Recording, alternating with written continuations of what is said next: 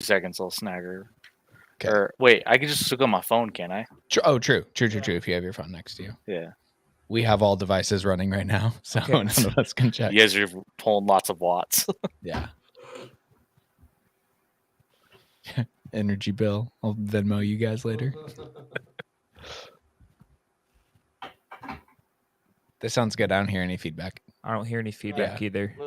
We just want to know that all our. Are you still volumes are still picked up. hearing my voice? I think you just need to turn my levels up a little bit, but I think this is good. Man, we're hearing you guys fine. We're all over going to be here. talking enough that I don't think the faintness from our speakers is going to Yeah. be loud enough. What was that, Ryan? I said I hear you guys all fine, and we're not getting anything on our end from Okay. like Cool. extra. Morgan, you can still hear us? Mm-hmm. All right, let's do this shit. Oh, Ryan's there we just go. Checking the YouTube. Check. Yeah. Little Inception. Okay. Cool. Cool. All right, we're good to go then. There it is. Oh yeah, there it is. There it is. Oh boy. All right, rock and roll. So, a little bit of podcast magic, I guess. If we're live, people are going to hear about this. But we're gonna. This is the second half of this episode. Mhm. So the first half will be us just talking about Creed 3. So we'll dive in here after a little faux commercial break. Is the StreamYard recording, Max? Yes. Okay. It's the schedule on mine. Well, it's live. It's just streaming. Yeah, It's really weird. I can't make it full screen. we may be able to go in and clip this though post. Yeah, probably. Yeah. Okay. Who knows? So yeah, without the full bells and whistles intro, we'll go live in about 5 seconds.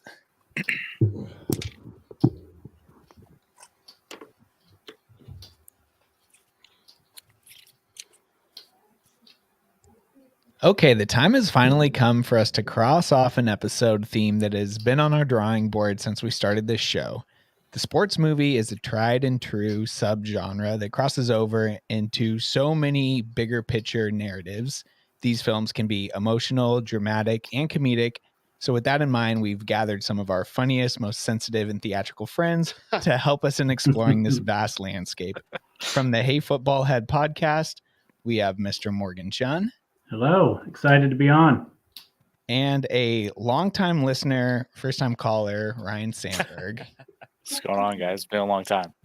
Yeah, how you guys doing today? I'm doing great. Doing great, Excited. man. Morgan, we were able to pull you away from some of your newly found dad responsibilities, dad duties. So we really Yep. appreciate that. No. Anything you want to say about the boys here real quick? A lot of people, I feel like, whether it's on Hey Football Head or ETI, I've kind of heard these shout outs. So. Yeah, boys are doing good. They spent 41 days in the NICU, but they're finally home. This Thursday will be a month that they've been home, and they're gaining weight and doing well, almost 10 pounds each. What's the first sports movie you're going to show them? Oh, God, that's a good one. Probably Sandlot, just because it's age appropriate. There you Sandlot, Big Green. go. Listen, these kids are in great hands because their first NFL football game was a Steelers game. Okay. So Oh, another movie, Little Giants. Yeah. I'm sure you just gave away your whole top 5 list. No. that's more like Grant's territory, I think, that he just impeded I'm on. frantically rewriting my notes right now. Okay, and then Ryan, we'll go to you. How are you doing, bud? I feel like you've had your spot on this podcast kind of reserved for quite a while now. I think since day one, I was like, you I guys was ever gonna talk? Our list of guests since the beginning, you two, I think I've just like a layer of dust is sitting over your names just because you were like the first ones on that we have yet to bring on. I don't know a lot about movies, but I've seen enough sports movies where it would make some people sick. So I've got this.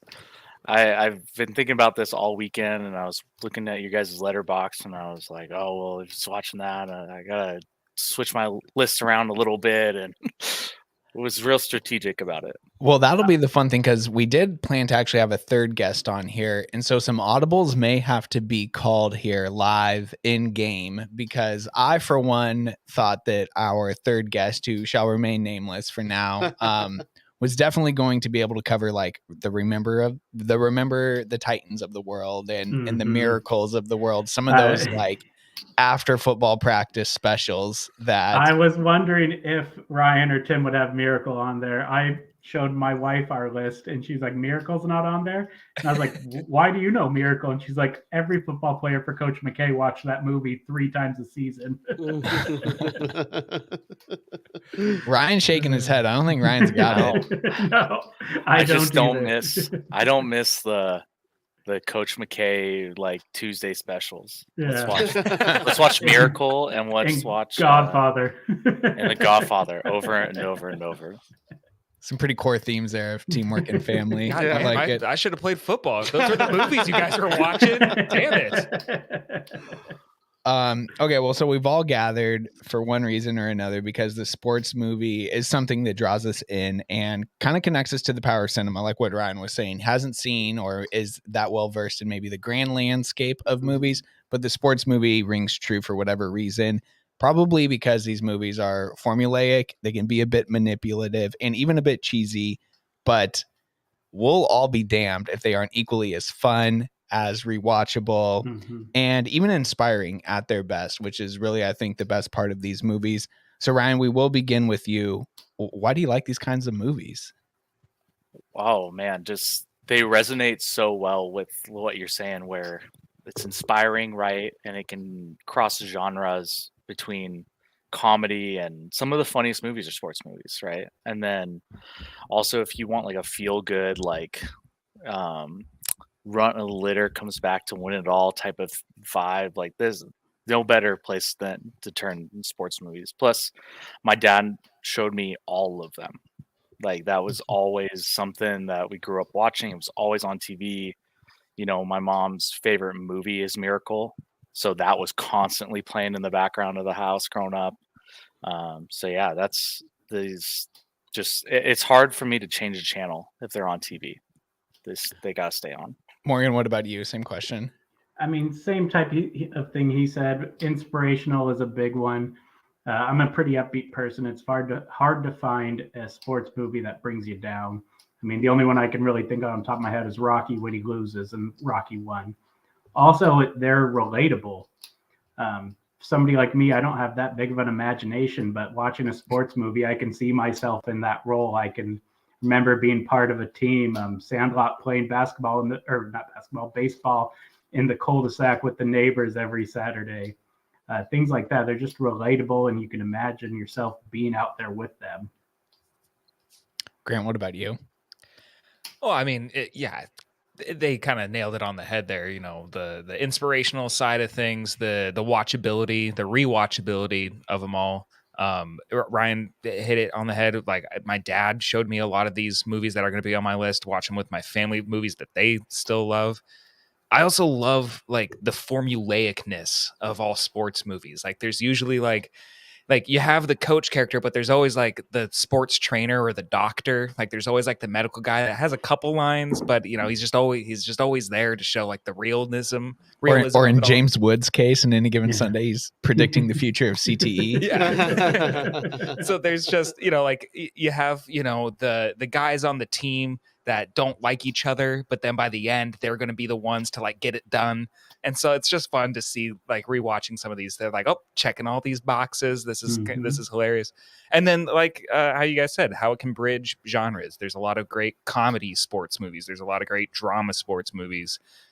There's even some horror sports movies and some like action sports movies in different, you know, countries and stuff. So what's a horror sports? Oh, movie? we're gonna get to it. Hey man, Bane taking out Heinz Field in The Dark Knight Rises. Right. That, you know, but yeah, no, Concussion? there's a little bit. But yeah, no, there's a lot of fun ones. So yeah, sports movies, I think they're the more universal. I think anyone can really watch them. Anything else you want to touch on, Max? I mean, other than it being kind of the easiest, it's probably the most simple outline for a movie to be put together, right? Because there's a team, there's a competitor, there's a conflict, you have to compete, then usually there's a victory. So yeah, kind of. I mean, we just had 3 people say exactly what they are. I think there's a few stones here left unturned too, because there's certain movie making devices that work best in sports movies. I think like the montage is something that just works in Training every, montage. like a training montage, a practice montage, a get the team together montage that, we can get those maybe like in bank robbery movies or in a few other genres, but the montages really work well, I think, in sports films, probably the best. And then hand in hand with that comes the music. Like some of the best scores, some of the most iconic scores, I think, are in sports films. At least in my top 5, the music plays a pretty heavy role. And then it's always fun as, to some varying degree, we sort of are all 5 of us, and probably a lot of people listening have played a sport of some kind or whatever. So you feel like you have a general idea of how things should go. So I think these movies are fun too, to watch some of the choreography in them, to feel like, oh, okay, they nailed that game action. Or in other cases, like, that's pretty hokey, right there. Like everyone's sort of waiting for a pass to be made, or you're waiting for a tackle to be made, and you can kind of laugh at it and have some fun. And then also too, if kind of like what Grant said about these being universal, I also like sports movies for the fact that you can kind of learn something though about a sport that maybe you aren't as familiar with. And the ones who do that exposition the best, kind of give you a peek behind the curtain, those are the ones that I think are really special, where you can sit down and either think like, oh, I'm smarter now because of this movie, I'm more knowledgeable about this sport, or maybe they seamlessly just work it in. And whether or not you have any idea of like what Formula One racing is all about, you leave that movie and you're like, huh, okay, I feel like there's a baseline of knowledge now. So all those things I think are pretty important there. Sports movies have been in production for decades and decades now. We won't go into all of the history behind it. But some of Hollywood's most esteemed filmmakers and actors, I do feel like, have the sports movie as kind of a to-do list on their career achievements, thing that they want to check off at the end of it, which then begs the question, when do you think the apex of sports movie making was? We'll start here in the room and then go to our guys virtually. Max, could you put your finger on when you think sports movies were like at the peak of culture? Maybe the early to mid 2000s. I mean, at least for us and our age, I mean, that's when you get Remember the Titans and Miracle and We Are Marshall and Friday Night Lights. Friday Night Lights is out there. The Gridiron Gang, Cinderella Man, Gridiron Gang, Coach Carter. 42 kind of comes at the tail end. Coach Carter, yeah. I think Radio was during that time. Well, listen, it makes sense too, right? Because we're coming out post 9/11, and this inspirational factor that we've been talking about, that's what audiences wanted to see and feel in the movie theaters around that mid 2000s time. So I think that totally tracks. I also think that sports movies had gotten kind of a little goofy in the 90s, right? With all the Adam Sandler sports movies. Yeah. So then it kind of, the pendulum swung back towards the more serious stuff, based on a true story type stuff. Right. Yeah. Going back to what you said about the inspirational thing, a little fun fact, since we're talking sports movies, Miracle was the first movie post 9/11 to CGI the Twin Towers back into a shot that obviously took place before 2001. So 2004, you're going to go see a sports movie, pretty inspirational movie, all about USA, inspirational time. Anyways, fun movie fact as we're about to dive into stuff. Taking the corner on Max's facts there. That's a different pod. Different pod. Boy, oh boy. I have no facts on this podcast. Listen, I have bones to pick with the Silver Screams pod anyways, so we can save that for later. Cocaine Bear episode was something else. I think you're in the right. Thank you. Yes. Well, yeah, so do the people too. If you go check the poll on the poll will probably be final now, but yeah, okay, we digress. That's a conversation for another time. Morgan, what do you think the apex of sports movies is? I think it's a kind of a rhetorical question. It depends on what generation you're in. For me, and perfect freaking answer, man. Yeah. The 2000s, the mid 90s. I mean, a lot of my movies, as I was looking at them, they're in the 90s. When we were kids, just like our parents will probably say, movies in the 70s or 80s, especially movies like Rocky and stuff. We all recognize that's a good movie. My dad loved The Longest Yard. I can't stand that movie. Yeah, the original. I'm just like, it's not nothing special to me. It just all depends on what generation you're in, what kind of music was playing. I mean, like you said, music makes the sports soundtracks. And in a lot of movies, I mean, the music doesn't always match what decade that came from, but there's good music in the generations that came. You agree with that, Ryan? kind of the I mean, subjectiveness. Yeah, I think there's a little bit of subjectiveness, but I mean, I'm just looking at my list here, and as I wrote down, I made a list of just if I liked it, I wrote it down, right? And then I went through and like looked at the years, and the majority of movies that I like are in like that 2000s, like Max was saying, right? And then from like the late 70s to like the late 80s, there are some killer movies that come out in that time. And then in the 90s, it just gets, I mean, you get all the like a ton of those comedies, and the Adam Sandler like movies come out, and you also get some kind of more lighthearted stuff like Tin Cup, and you get like Sandlot, and like they're more lighthearted. They're not taking themselves so serious.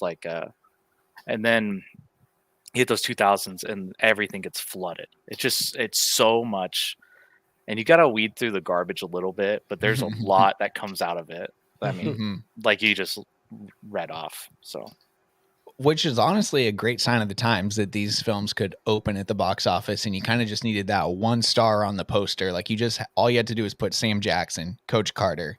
Movie was going to turn a profit. Matthew McConaughey, We Are Marshall. Right. Yeah. Billy Bob, Friday Night Lights. Yeah.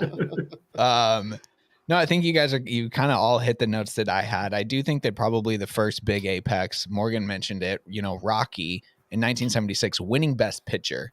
And that is over in like all-time movies. Not that Rocky isn't, but it beats Taxi Driver, Network, and All the President's Men. Unbelievable. Just such a stacked movie year. But, right then, I think Bad News Bears had come out the same year. Rollerball had come out the year before. And so there was this momentous kind of crescendo of sports movies all of a sudden taking Best Picture at the Oscars.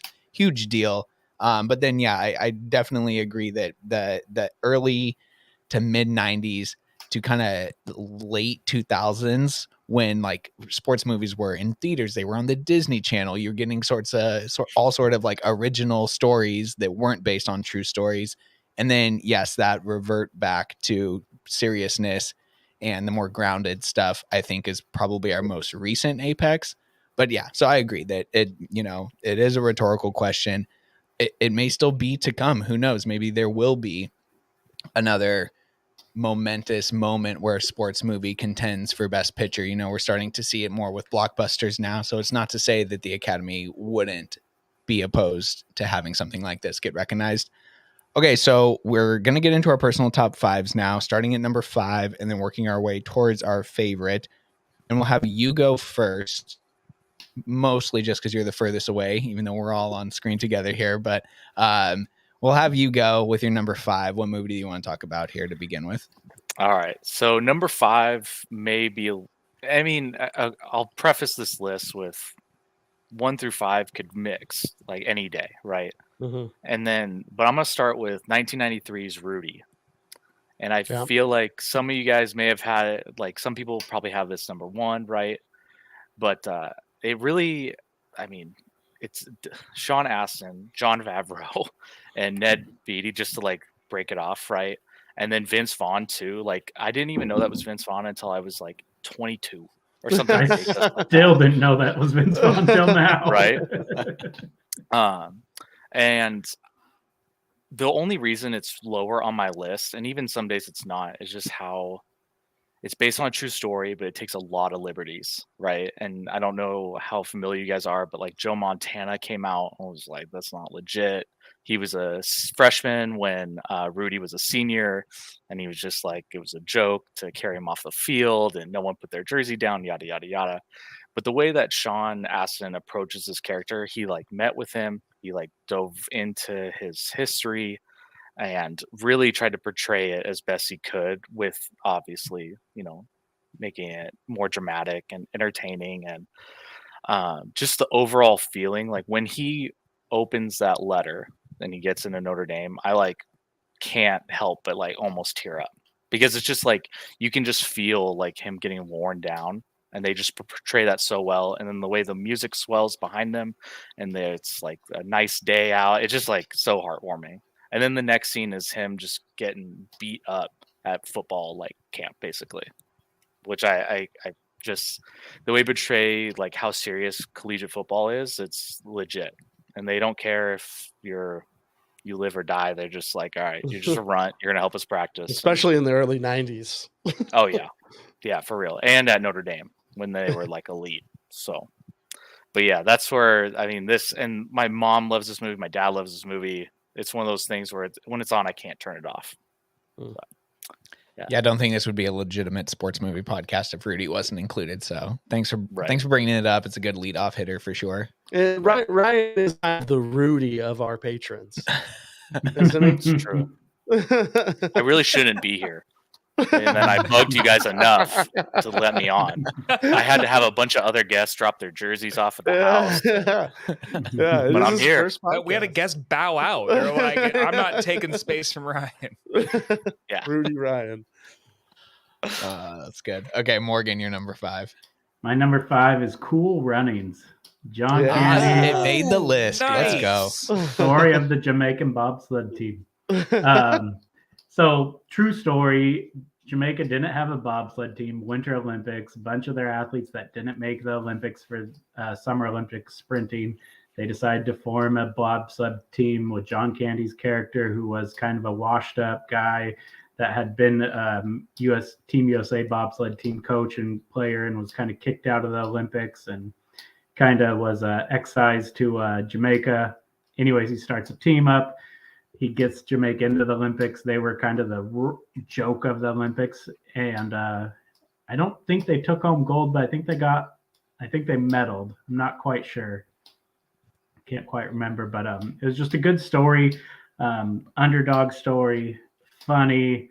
I mean, you see the guys out there at the bar, it causes a bar fight, and get team unity going on. And it's John Candy. John Candy's great. And John Turteltaub directed it. Yeah, this is kind of a movie that was everywhere when it came out and then kind of built a cult following. I feel like the more that it got played on cable and even like the Disney.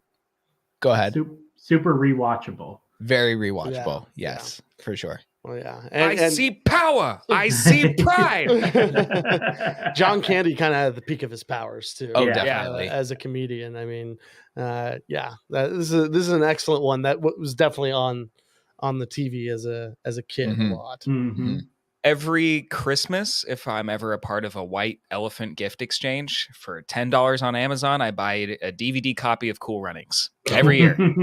Just because it's a great, no one is disappointed when they get it. They're like, oh shit. Yeah, I'll go watch Cool Runnings. Yeah, 100% approval rating for the most part. Absolutely. Best line, Sank, are you dead, man? All right, Grant, we'll go to you for your number 5. All right. I kind of thought a little outside the box for my number 5. As I made my list and I was going through movies and what movies I thought you guys were going to bring up, I didn't think anyone would bring this one up. And I'm going with a documentary, and it is called No No. And it is all about a guy named Doc Ellis, who pitched for the Pittsburgh Pirates, who pitched a no-hitter while tripping balls on LSD. Mhm. Like, Wow. just fried out of his mind. In the documentary, he says that he knew where the catcher was, but he could see that there was something that was a batter, but he couldn't see the batter. All he was like, all right, I can throw this thing and throw it there. And it was all, he had a day off. And so he, like, on the flight as they were going to whatever game they were going to play, he decides that he's going to drop acid, and like no one else on the team does. So he's just going to drop some acid, and he loses a day because he's like, I don't pitch for another day. So I have a whole day off where I can trip balls. And so they wake him up and they're like, you're pitching today. And he's just gone. And he pitches a no hitter. And it's just unbelievable, like the story behind this. And it's like not quite inspirational, but like you're rooting for him, you know, because he's a funny guy. He's also like one of those athletes that like probably wasn't like the greatest role model, but like is like funny. He's just like a dude. You'd want to get a beer with him. But it's an insanely great documentary. There's a short film, animated film. It's just like an interview. And it's like, I want to say it's like 4 to 8 minutes long, and it's him just basically like briefly telling the story, like if he was telling it at a bar. And they do some really cool, like trippy animation to it. But then in 2014, they did like an hour and a half long documentary about his career leading up to it, the game itself. And it's just, if you're a baseball fan, it's pretty, it's wild. It's absolutely wild. You know, I'll be curious to see how many other documentaries make our respective lists. Going back to the Apex, though, I do kind of feel like that documentary wave, that sensation that happened sort of around what year did you say this film This came was out? 2014. So that 2010s era, right? Like Yeah. Morgan, we've been, Min 30 Max for as well. 30s. Yeah, we've Yeah. been talking about the 30 for 30 movies, all of those. Definitely a potential apex there as well when those really became part of the movie going culture. Well, Sports documentaries. also when we were kids, I mean, I specifically remember it. I mean, Alex, you and I briefly talked about Sweet 116, you know, the local documentary that was made for the Mariners after 2001. But I remember like after the Super Bowl, after the NBA championships, after the MLB World like Series, Sports Illustrated package. there's like at the end, they're like, Mhm. if you call out, you can get all the gear, and then also the VHS documentary of their season leading up to their World Series or championship win. So the documentaries, I think, have always kind of been looming in the sports movies. And you're right, lately in the last 15 years, they've been coming back. Yeah, they're winning Oscars, whether they're short films or Right. feature length ones, Yeah. for sure. Yeah. That Seahawks Super Bowl DVD, that's a good one. I mean, Max and I have joked about this before. It's in my Blu-ray collection. It's in Yeah. his. I feel like it's kind of a Yeah. rite of passage. It's for all that sure. Kirk. It was a cabin movie for a while. All right, what do you Uh, got first for us? So on my list, I tried to go find like weird sports movies that I hadn't seen before, and ones that maybe no one else is going to have on their lists. And then So are you calling these favorites then, or are you just trying to raise awareness? Listen, I'm just trying to raise awareness. Okay. There's a lot of really good sports movies out there, but these are the top 5 that I've watched recently. And also, it is National Women's History Month, so I did want to get a women-centric movie in here, and so I went with 2009's Whip It, which is all about roller derby. This is directed by Drew Barrymore. She also stars in the movie, along with Kristen Wiig, Daniel Stern, Marcy Gay Harden, Marcia Gay Harden, Jimmy Fallon, and Elliot Page. A sport that I had absolutely no idea what roller derby is, really. I mean, roller ball, I think we mentioned earlier, but that's kind of like in the future with weapons, and that's something kind of totally different, where this is literally just like racing around a rink on roller skates and knocking people over. It's got some really, really good sports moments in it, but then also it's just very, very indie, very under the radar, I feel like, and it's actually pretty enjoyable movie. Eve is also in it, The hip hop artist, who I don't think I've ever seen in another movie. No. Barbershop. Yeah, Barbershop. Yeah, love you, Morgan. One and two. Really, really enjoyed this movie. So for a recommendation, I would go check it out. It's Cool. on HBO Max. Perfect. My number 5 film is 2013 movie directed by Ron Howard. It's called Rush. Rush is based on the true story and a rivalry between F1 racers James Hunt, who is played by Chris Hemsworth, and Niki Lauda, who is played by Daniel Bruhl. Sneakily, this movie's in IMDb's top 250. Oh, wow. This movie, we talk about this a lot. Like, when was the last cult movie that came out? Rush is one of them, man. Like, there is a camp for this movie. Ryan, I think maybe you and I have talked about this movie before. You're a fan of it, I know. It's phenomenal. It's pretty great. It's really good stuff here. So it takes place in the 1976 F1 regular season. Some of the things I love about this movie is that it's set in the 70s and it feels like a 70s movie. And it couldn't be further from looking like a Ron Howard movie, where when you think about like Apollo 13 and some of those movies, they're almost like a family friendly, really toned down, like Michael Bay movie with just like really subtle lens flares and some other cool stuff that happens. This is like frenetically shot. The editing is wild. Hans Zimmer goes crazy on the score here. The pacing is really interesting because much like a 70s film and much like the real life of superstar athletes, people just kind of come and go into your existence. And this movie does it makes a really interesting choices to not spend too much time with these side characters. Like Natalie Dormer, who I think people would all recognize from Game of Thrones. She starts off as Chris Hemsworth's love interest. And then after kind of like their first encounter and then her coming to one of his races, he's moved up divisions and she's just gone. There's no explanation as to where she's gone or whatever, because you're just kind of left to understand that he's moved on. Things aren't the same anymore. Similarly, something happens with Olivia Wilde's character in here. But this kind of goes back to what I was saying about pre-existing knowledge into a sport and how you can sort of just get lost for 2 hours in a good story. You don't have to know anything about F1. You don't need to know about Ferrari or McLaren or any of these companies. You don't need to know about sponsorships. You don't need to know about the rules of F1 in like or anything. It rips. Like I said, Hans Zimmer goes crazy on the score.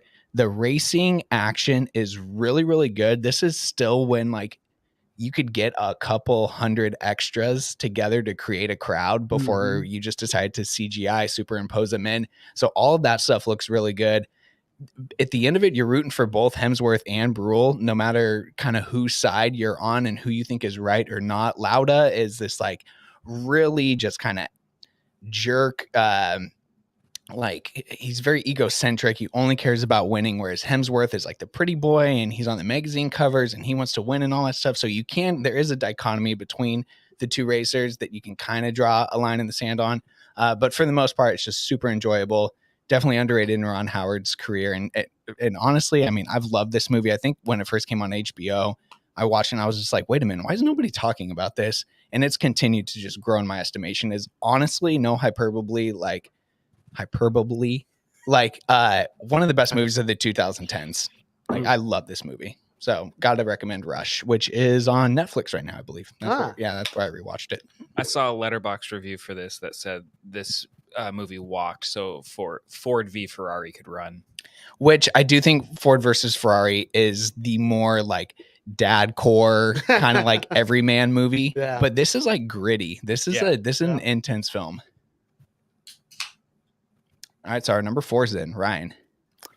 All right, so mine, I kind of went with Max, where I went off the beaten path here, but this is a movie or a documentary that I could not recommend enough.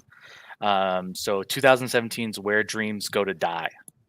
Ooh. It's about a ultra marathon runner named Gary Robbins and his attempts to finish the Barkley marathons. I don't know if you guys have ever heard of the Barkley marathons, but let me just give you like a little bit of an idea. So runners have to run 5 20-mile loops through the like back country of somewhere in Tennessee, and I can't remember the exact location, but 5 20-mile loops through the mountains. There's no trail. They have to go by map. They have to find these books that are hidden and tear a page out of the book. That means that you like got to that spot, right? You don't know when the race starts. It's all by a conch like air horn that goes off. And then you have 90 minutes or an hour before the race starts. I think this is like season 8 of the challenge. It's absolutely wild. And every year the race changes. So you like can't like, okay, well, last year I did this and that, and you're gonna climb anywhere from like I think it's close to like 30,000 feet of elevation change throughout the whole race, and you have to like somehow work in sleep in between the laps and things like that.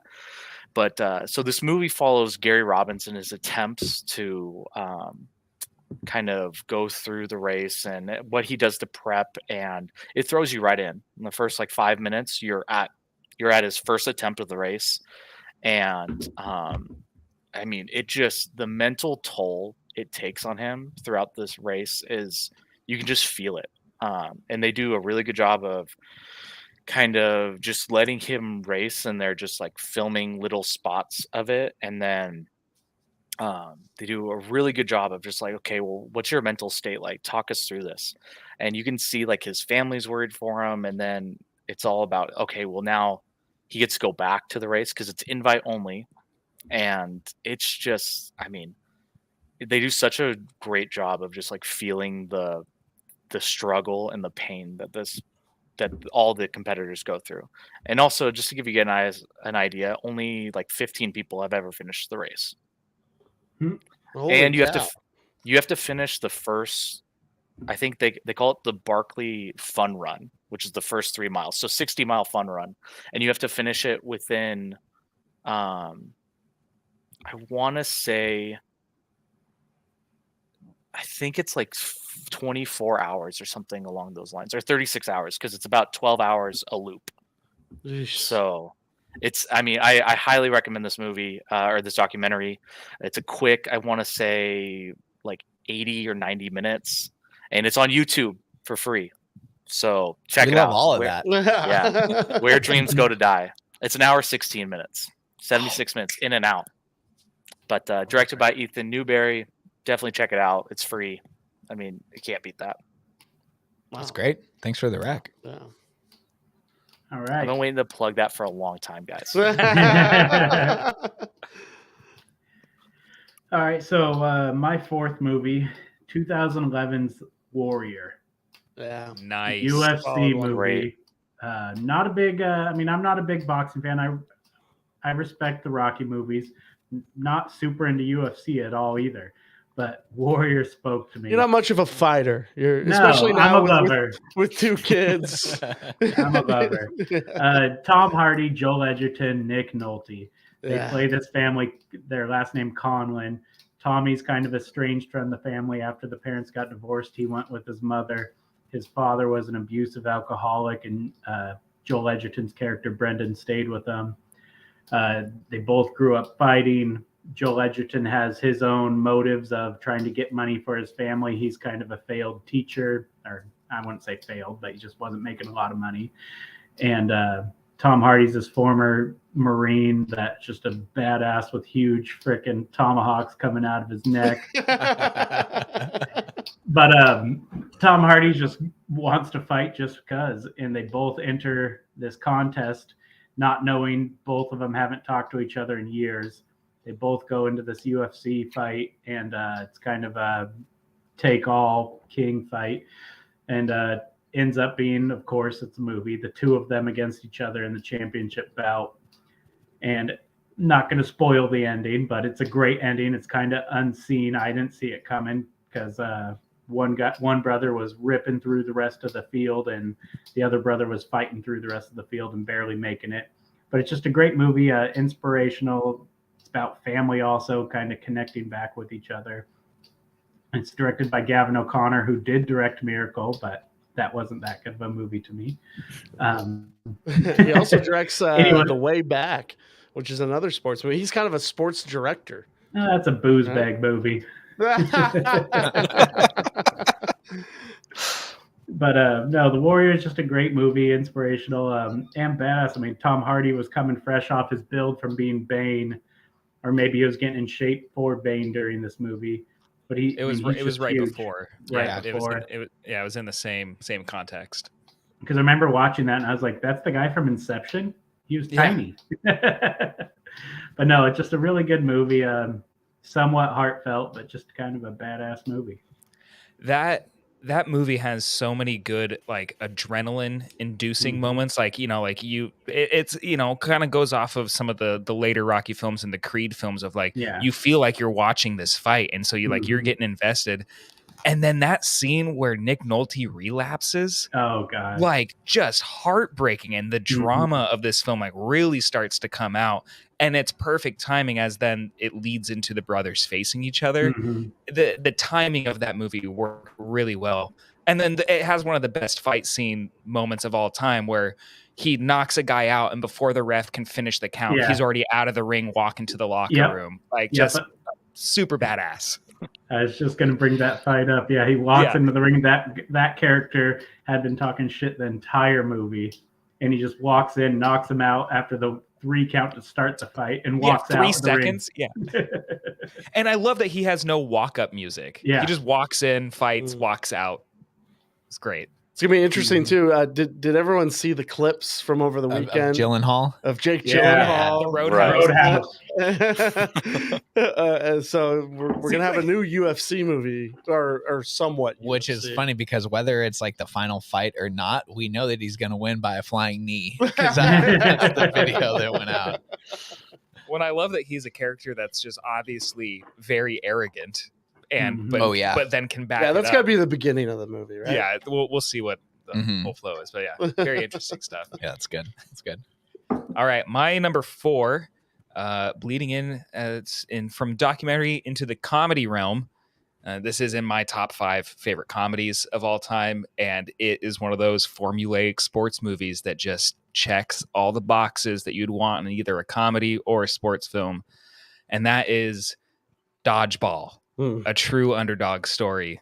Just classic comedy of, average Joe's gym versus global gym, and the Planet Fitnesses versus the hometowners, and the various characters you get from Steve the Pirate to, I forget Justin Long character, but who Justin Long plays in every single movie, and then Ben Stiller. This is like the height At of his his peak, yeah. of his comedic career. Nobody makes me bleed my own blood. Yeah. Between like coming off of Zoolander, then Tropic Thunder, he's just like in a really good sweet spot of just kind of exercising his comedic abilities. And Vince Vaughn, kind of in Vince Vaughn's sweet wheelhouse, not doing too much, not doing too little, just fun. But I mean, this movie just goes over the top several times. Classic humor, but it has like what you want for a sports movie, getting the team together to, be the underdogs going against like the dream team and fighting all the way to the end. If you haven't seen it, you need to watch it. It's been out for so long and on Comedy Central and on TNT and TBS constantly as we were growing up. But it has also one of the greatest on DVD, one of the greatest alternate endings of all time, where it just takes the shot of when, right before the foul gets called, of White hitting Vince Vaughn's character, and then the credits just roll, and it just ends there. It's just so great. Be like, oh, they lose, and that's it. That's the end. And they have like a Rocky style finish of Global Gym, like hugging each other and lifting White up, and like freeze frame and slow zoom in.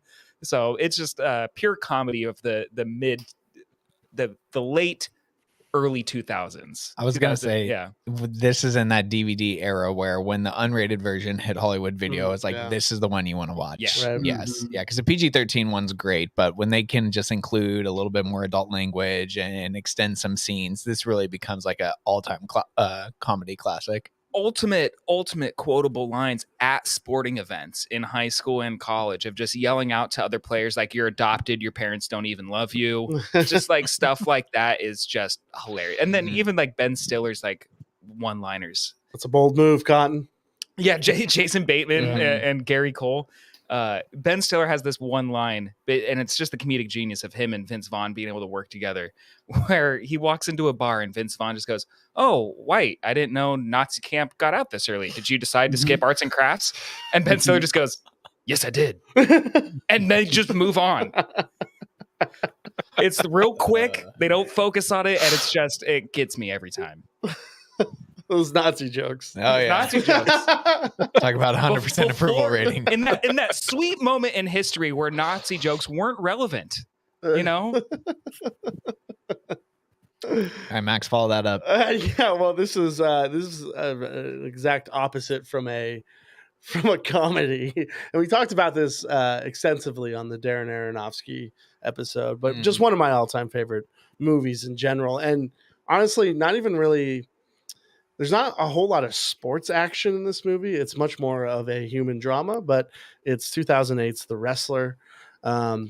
However, that last match, that last scene, that last sequence, whatever you want to call it, where Mickey Rourke's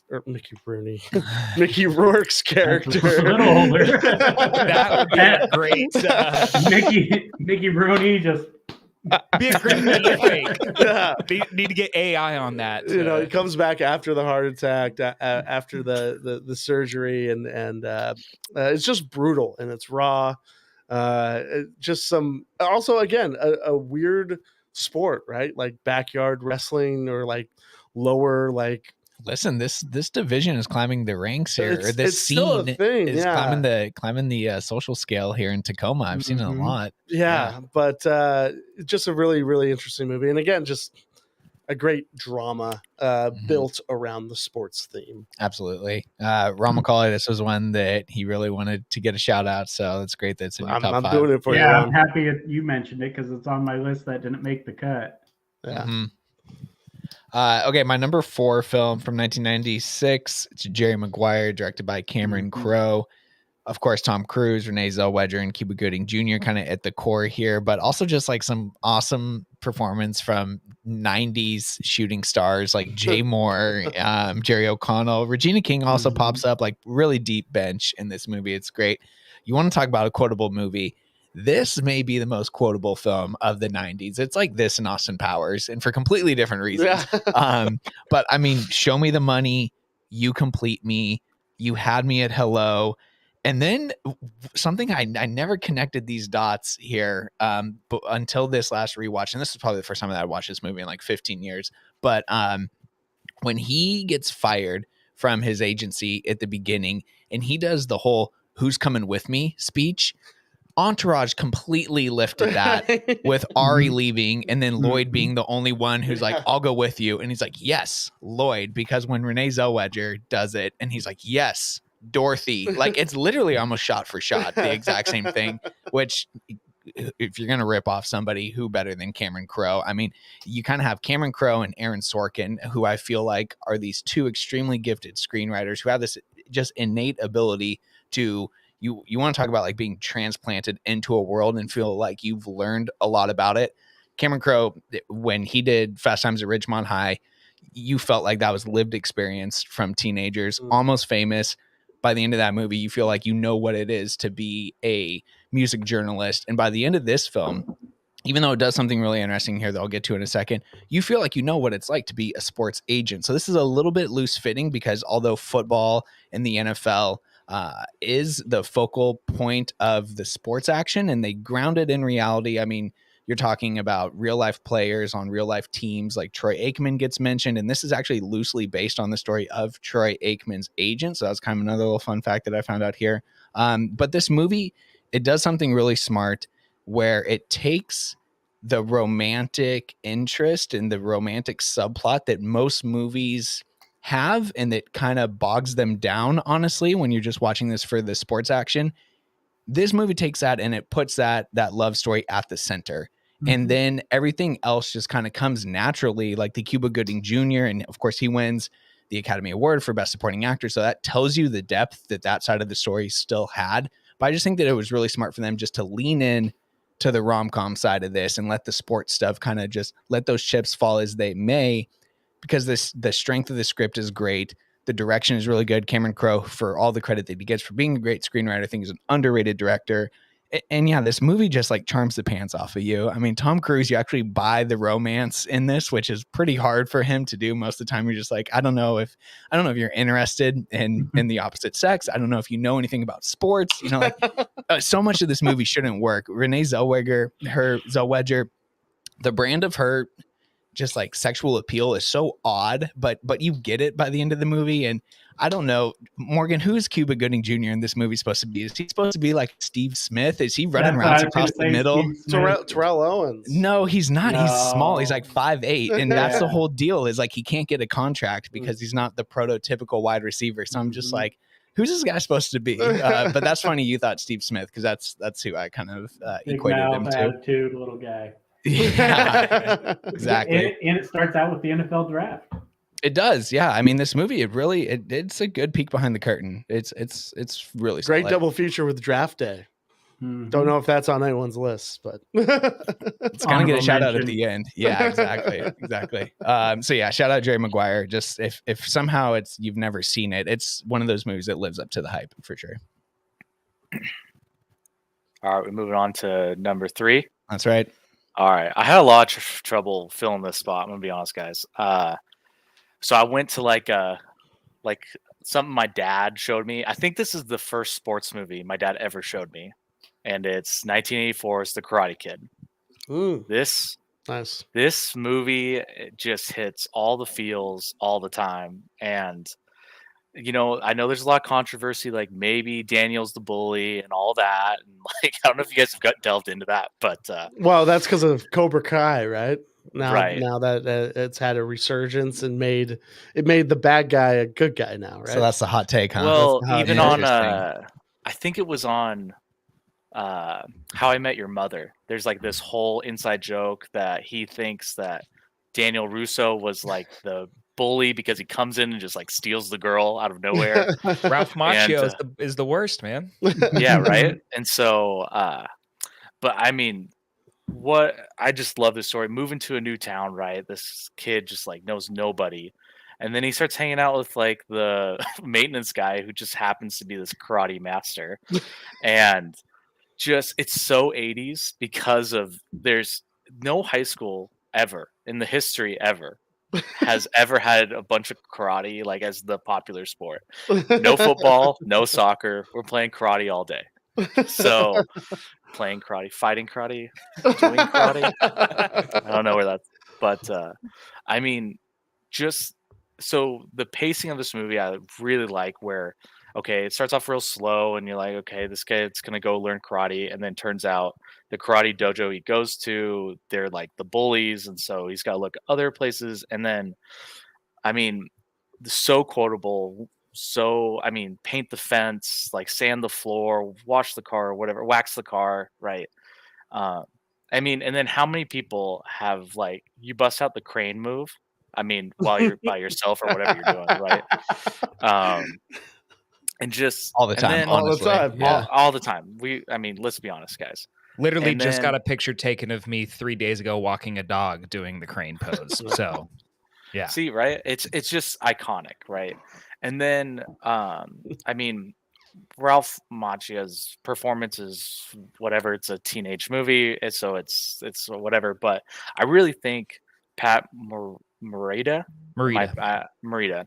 just knocks it out of the park with Mr. Miyagi, and the rest of the movie just like falls into place. Even though Daniel at the end like essentially cheats because he kicks him in the face when that's not legal, but wins anyways. But there's plot holes left and right. But I just love it. I mean, this is one of those movies where my dad showed it to me, and then ever since then, if it's on, I'm watching it. I'm sitting, and it's not even like in the background. Like I slowly gravitate where I sit down, and I have to finish this movie. What's It's your also- take on the remake? It's terrible. And like I get it. I get you got to like modernize it, right? Bring it to the younger crowd, but there's like some just like Marvel level CGI where it's just so bad. And then I mean, you can't. Mr. Miyagi is Mr. Miyagi, so it's hard to replace him, right? It has very much like the same like Will Smith playing the genie vibes, right? Where it's like you can't, yeah. Dude, that's So well, I totally agree with you, and that's saying something when the person you're trying to replace him with is Jackie Chan, and it doesn't Right. quite feel right. Like that's a huge hole to be filled. they should have just left it alone, and it doesn't need updating really. I mean, yeah, it's dated, but I mean, there's no tech. There doesn't need to be. Just leave it be. Okay, even the show doesn't need to happen. Just If Karate Kid is a sports movie, is Three Ninjas a sports movie? There's that basketball scene, man. Well, listen, in Karate Kid, there's actual like competitions that It's like a happen. tournament. That's true. Yeah. Yeah. He's I think like, that's whole one of the thing- basis. Yeah, we He's didn't gonna really be go over any parameters for this, but I'm glad that it's included. It's something that didn't even cross my mind, Yeah. but as soon as you said it, I was like, this belongs. So then Right. Mortal Kombat should be in this conversation. Absolutely. Yeah, totally. Absolutely, yeah. Which one though? That's Chum's Just number too 3. many. Just took it from him. Yeah. Actually. Perfect segue. There was a No. lot of those where I wasn't sure like which Right. movie was gonna make it because it's a sports movie or is it not? Like Is this someone a- tried to tell me. Well, Go ahead. hold your horses because Yeah. we may have some of these coming Yeah. up. Yeah, I mean, I'm very I- interested. I have never seen Karate Kid.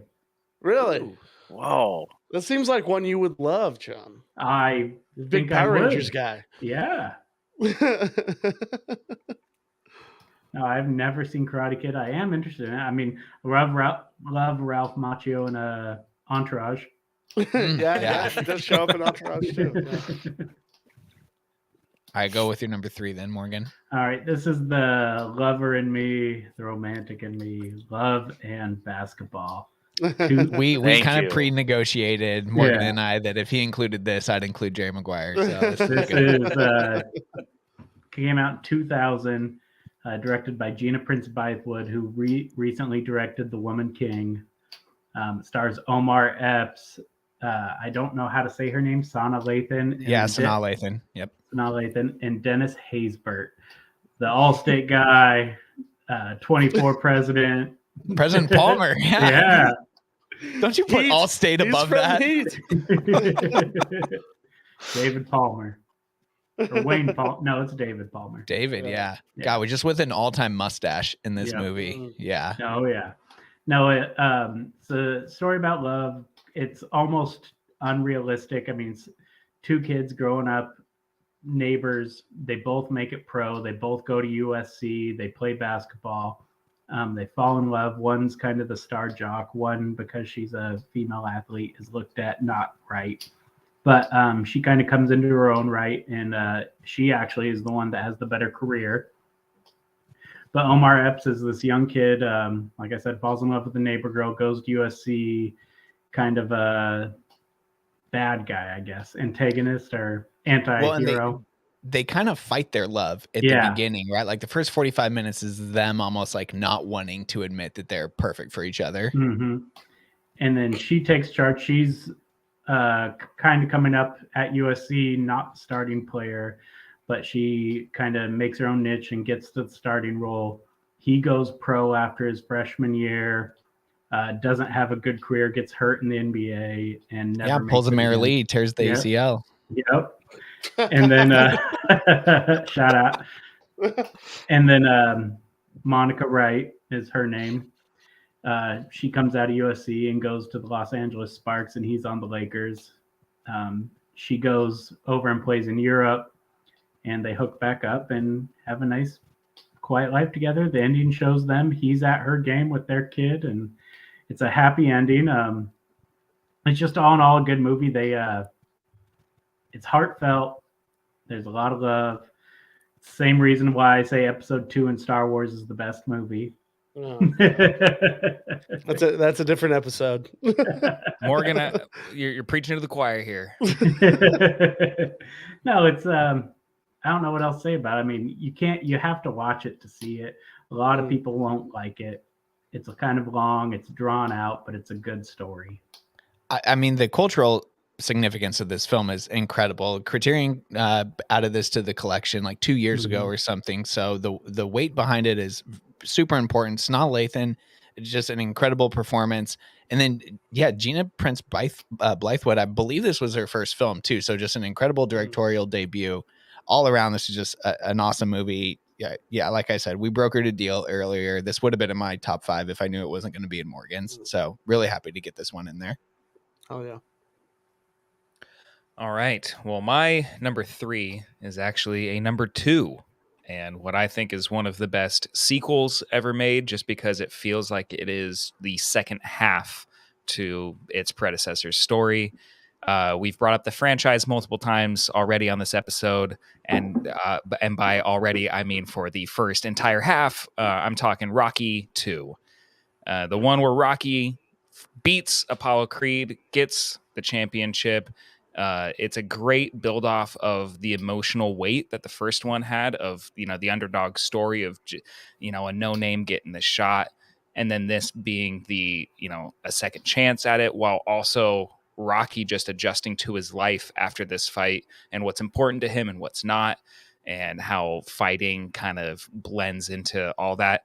It's just a great piggyback. And it's just super inspirational and it's fantastic. This was this franchise was one of the first movies my dad watched with me as a kid and had me sit down.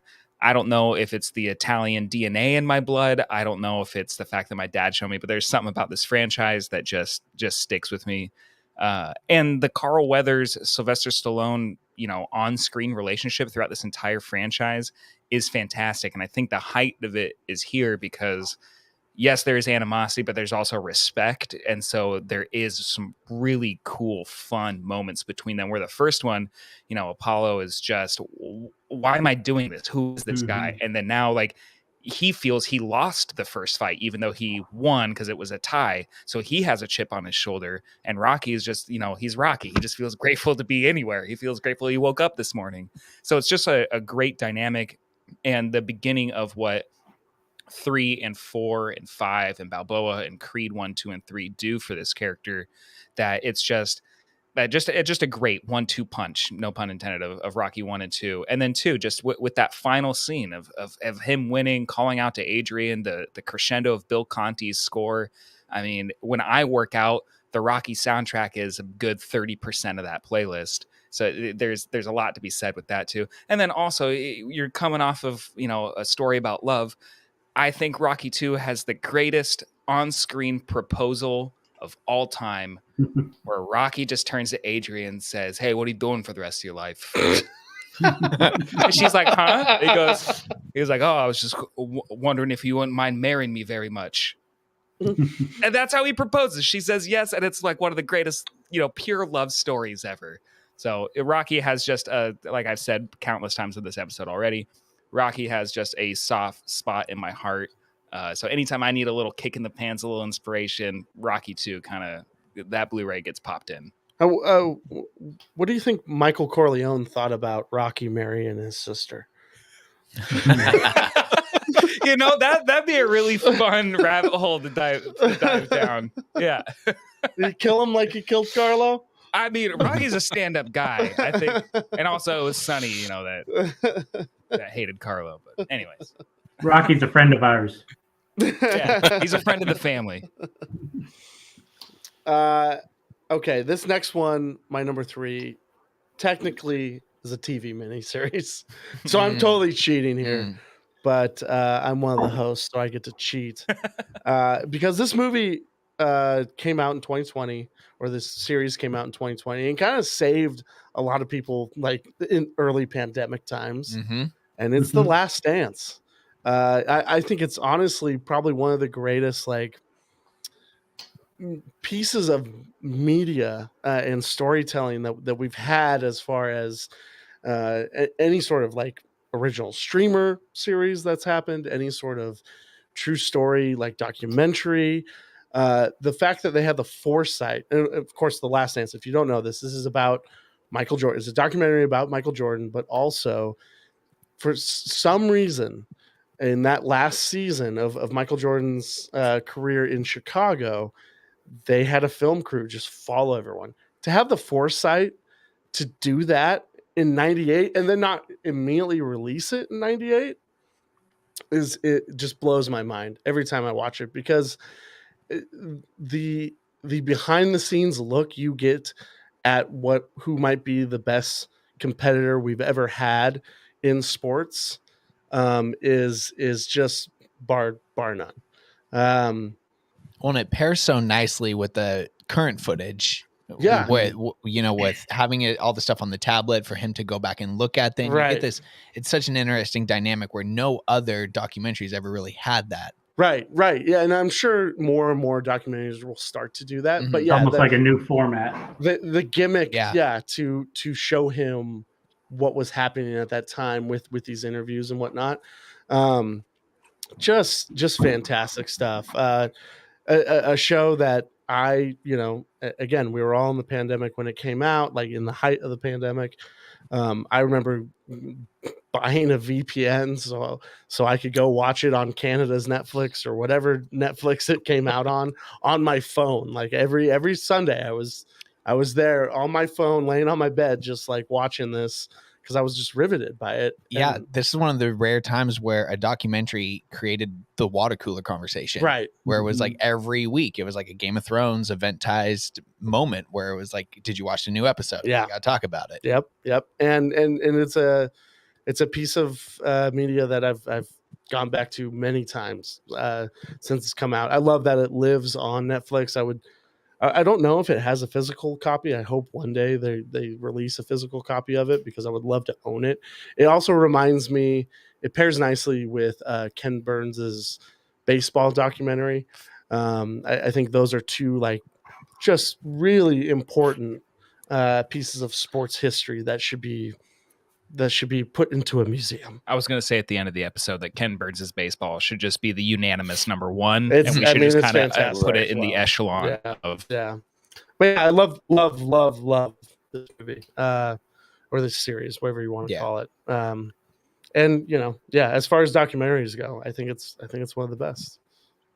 Diverse pick so far. I think we're crushing it. Yeah. I'm gonna go way off reservation here now, and with my number 3 pick, I'm gonna talk about some sports gambling, and we're doing Uncut Gems from Mhm. 2019, directed by Josh and Benny Safdie, of course, starring If I Adam knew Sandler. I could pick this. I wouldn't have picked 4 other movies. Yeah, I kidding. mean, I guess it is sports. No, gambling it's a brilliant pick. Yeah, It's a yeah, fantastic yeah. Great That's good. pick. I mean, you have Kevin Garnett playing himself, playing for the Celtics, of course. There's more when I was rewatching it this past weekend. There's even more sports action than I actually remembered because the scene, and this is just great. We live over here where, it takes 5 hours to drive across the state that we live in, and the surrounding states are even bigger than ours.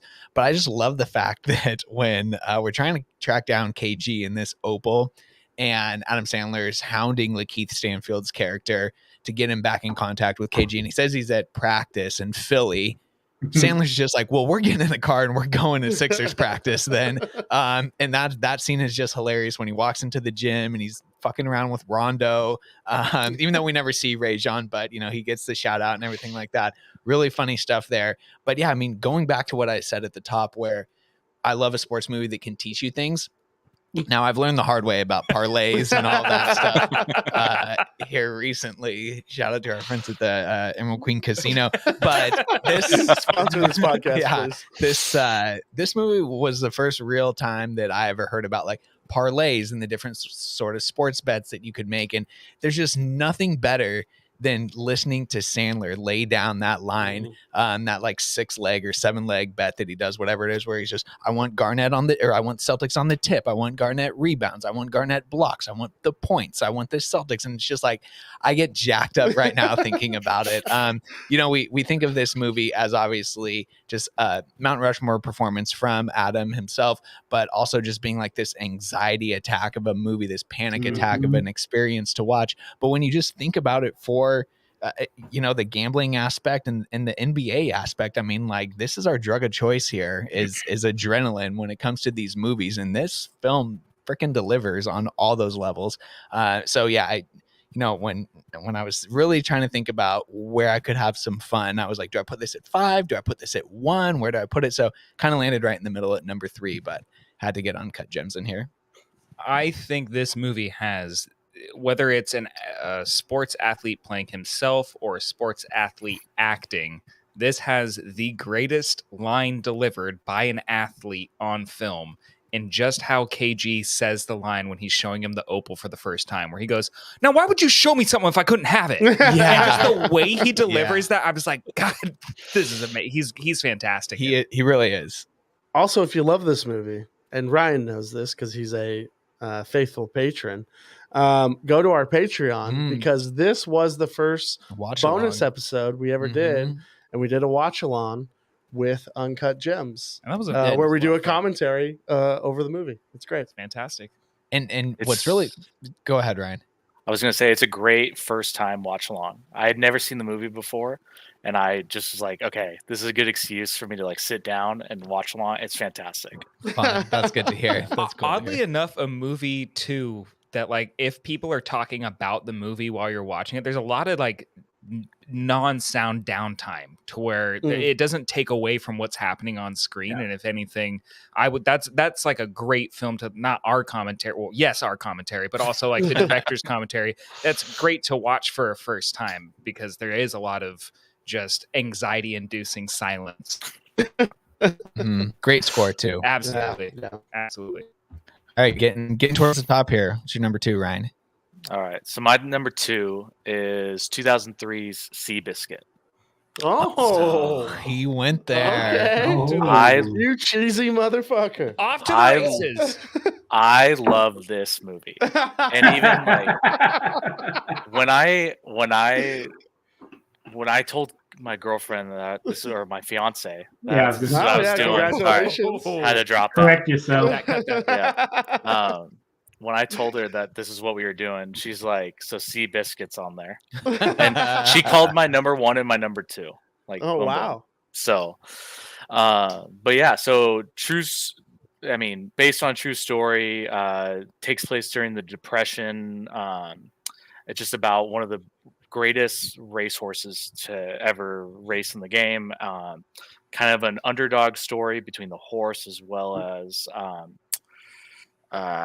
Tobey Maguire's character. I think his name's Red. I can't remember his last name at the moment, but and the cast, just the chemistry between all, we'll call it like the top 6. So like Tobey Maguire, Jeff Bridges, Elizabeth Banks, Chris Cooper, William H. Macy as like I think his name's like TikTok McLaughlin or something along those lines. And then even Gary Stevens. They just knock it out of the park together. Great chemistry between the 6 of them as they take this racehorse and they, take it from. I'm trying to remember the name of the narrator, but they have a phenomenal narrator who kind of introduces you to the horse and kind of the era and what's going on in the surrounding kind of world. And then they really talk about how this horse was essentially trained to lose because it wasn't big. It wasn't pretty. He was lazy. They tried to beat it out of him. And then they're just like, just let him, he'll be a training horse the rest of his life. And so Jeff Bridges' character goes and like buys this horse and they take it from that and they make it this phenomenal, just gave it a chance essentially, this phenomenal racehorse who goes on to do a head-to-head race against it's going to escape me right now, but another famous racehorse at the time. They did a head-to-head race and they filled in the infield. They had sold out crowd, and the racer that Red was supposed to be on the horse and had to sit it out because he had gotten bucked off another horse. But it's just absolutely phenomenal. Just the way it plays out, the pacing of it, the cinematography of them racing, and just like having that zoomed in, like right up on the horse's face is just fantastic, and it makes you really feel like the stress of them racing. Right as there's that give and take, and then letting the horse go, you can like almost feel the speed. So, this is my number 2, and this is another one. I've never seen this movie. Oh, really? I've never Dude. sat down. What did this come out? 2003 or something around that time? Yeah. 2003. When I'm watching this at 13 years old, like with the family, because this was a total like rented at Hollywood Video and watch it. You're crying at the end of this movie. Right. And I've never seen it either. you guys just it's a little bit on the long side, I think, like 2 hours. But that's because this was playing for the Oscar crowd. This got nominated for Best Picture, like Best Picture, Best Writing, Best Cinematography, Best Film Editing, Best Costume Design, and I think it also gets something for like Best Sound Mixing. I think it gets nominated for that, but it's, it's one of those movies that maybe the first couple minutes takes a few minutes to get into, but then the narrator kicks in and you're like, oh, I'm hooked. And then Jeff Bridges just has so much charisma on screen, and then they get Chris Cooper plays this like coach, and he's just like out in the middle of nowhere, and Jeff Bridges like pops in through the bushes and he's like, hey, how's it going? Like, want to come coach my horse? And he's just like, yeah, I'll do it. It's just, and he just gives some honest, very like down to earthness that really balances Jeff Bridges like over the top like rich man vibes. So highly recommend. Max, you gotta go watch it. Morgan, you too. This was one of those movies to where my grandma and my mom like were obsessed with it because of the stories they heard, and my grandma stories, that she lived through this time. And I think that's a huge part of these like sports movies too, is when they happen during like, hey, I remember when that was going on, and I remember seeing this, and I remember it being a big deal when Seabiscuit came out. And I was like, horse races, but also because of how it was nominated across the board, but the fact that it was like how you said, the greatest horse to ever race. So like you said, once the narrator kicks in, you're like, oh shit, once you know all that, you're hooked, and then you're in it to the end. Right. And I'll also say too, like when Tom Maguire is so thin in this movie, it makes me nauseous to look at, because he's portraying this horse racer, and he's big. He's big for a horse racer. So that's just I'm sure it came down to him and Elijah Wood, because when you think jockey, that's exactly who I'm thinking. And Elijah just unfortunately was probably tied up on LOTR. So Darn. would love to see that. Morgan, you're number 2. All right, now I'm going to go in the comedy side. A classic came out in 1996, Kingpin, a bowling movie. Yes. I kind of knew this was going to be on your list. Love it. Directed by the Farley brothers. Woody Harrelson, Randy Quaid, Bill Murray. Probably should have won Best Supporting Actor for this, but he wasn't nominated. Vanessa Angel, Smoke Show of the 90s. Yeah, hello.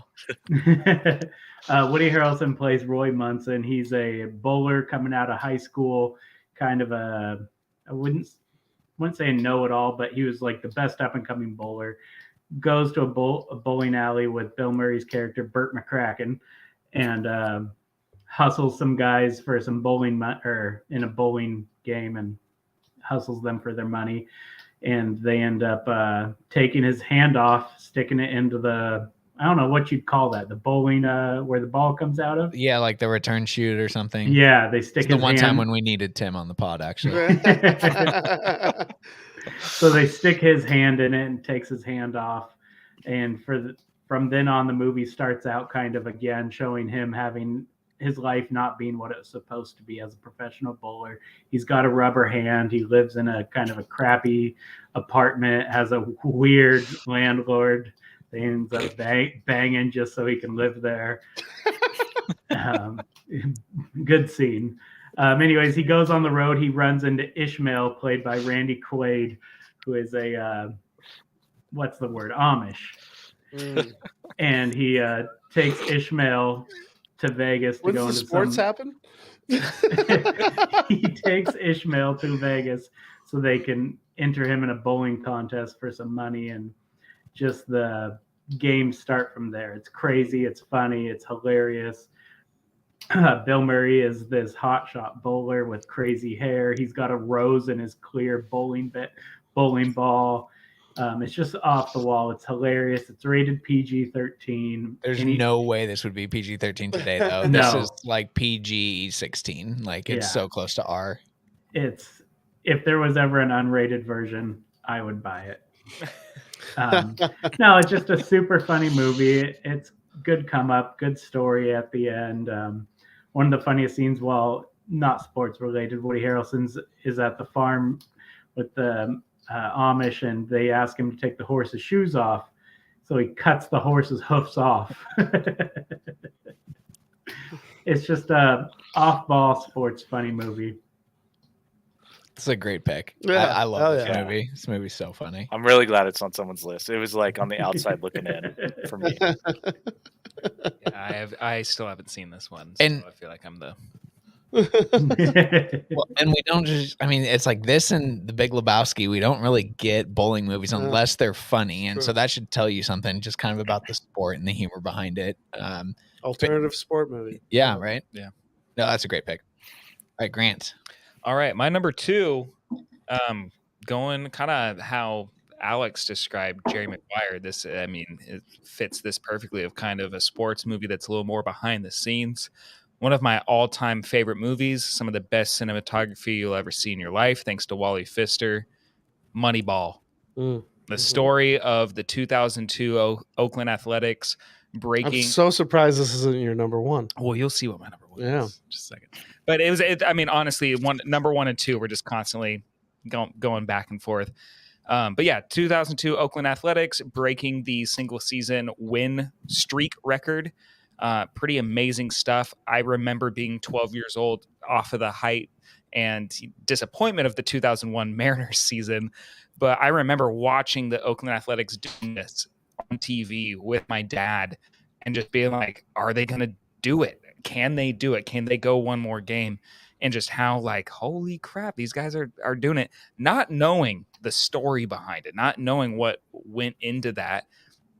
And this is one of those sports movies that is insanely inspirational and insanely an underdog story because of where it starts and where it ends, with what Billy Beane was able to do and kind of flip the whole game on its head to the point where a different team adopts his same method and wins the World Series, a few years after he establishes what it comes to be known as Moneyball, or as I like to call it, Billy Beane counting, which is just like literally buying runs, buying wins, and getting players on because of their, underrated or the lesser known stats rather than their, flashy all-star stats kind of thing. And really great cast support system. I mean, having the Brad Pitt, Jonah Hill scenes behind, when they're making phone calls, that's as exhilarating as any other sports movies, like, full on last quarter, last period, last inning, can they pull it off? And these are guys making phone calls, trading dudes, and you're on the edge of your seat, just, and the clenching fist that Jonah Hill does, like, you're doing that right with him. It's really fun to be behind and see how that operates. And also, like, it creates the realism and the reality of it is a business. And so seeing those scenes where they have to cut players like you see in other movies like Miracle and things like that, adds a little bit more heart to it. The music in it, I mean, you can't watch a baseball clip that isn't, to quote the movie, how can you not be romantic about baseball? You can't watch a romantic baseball clip without this movie's soundtrack in the background. It's just, every time I watch it, it's one of those, I can't have it on in the background. I need to sit down. If it's on, I'm sitting down and watching the rest of this. It's really fun to see what they're able to do with such a simple, a storyline where they don't make it past the playoffs. They don't do something big. They just do this one thing, but it changes the game for so long. Brad Pitt is just being Brad Pitt, and it works. It's fantastic. And then, like I said, Wally Pfister was the cinematographer. I think maybe that's why it's one of my personal favorites. He was Christopher Nolan's cinematographer the first, 80% of his career until recently. But Moneyball, it just gets better every time I watch it. It's just fantastic. No crossover yet, huh? No one else has this? No. I knew it was going to be on Grant's mine. Right. Fair enough. list. Yeah. Fair enough. Yeah. Love this movie. Fantastic Mhm. movie. Right? One that I return to a lot.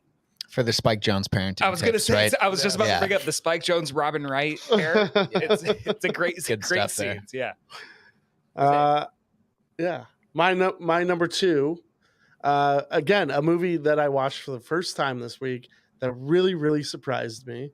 From 2017. It is also a comedy, much like Kingpin. Goon, Last of the Enforcers.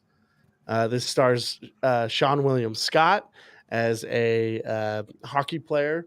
Hockey movies, I think, are also kind of an easy format to do, just because it is almost, hockey is a weird sport, right? Like, it's, to most of the country, I would think it's kind of foreign, but definitely up here in the Northwest. So You're saying it's foreign up here in the Northwest? yeah, well, it is now, or was until now. But also there's a huge contingent of like Canuck fans and people who Sure. grew up rooting for those teams just to the north. Maybe of it was just Canada. foreign to me. Sure. Like, I never grew up with I think that's a hockey. more fair That- estimation. Yeah, probably. Yeah, I You know, won't some speak of for the whole SaberCats Northwest. games? Yeah, of course, I remember going to SaberCats games, but like, Thunderbirds? and Thunderbirds, but hockey I never like even paid attention to. Anyways, Sean William Scott Would have been a plays- great enforcer. Yeah, I would have. Yeah. Yeah, I could have had a career in hockey, I think, if I knew how to skate. That's only 99% of the game. Very small aspect. Sean William Scott plays like this. It kind of his typical character that he gets shoehorned into all his movies, where he's kind of like the dumb like bro. He's the enforcer on this team, and I believe it's not the NHL that they're in. It's a lower league. So again, it's like kind of like a lot like The Wrestler as well, like kind of backyard hockey where more stuff is able to happen throughout the fights. Has some great hockey action in it. It's extremely violent, which I was kind of blown away by. Like there's a lot of blood on ice, and like slow-mo like teeth coming out of mouth. I like that. But it's also really actually cleverly written. It's funny. It's directed by Jay Bruchsal.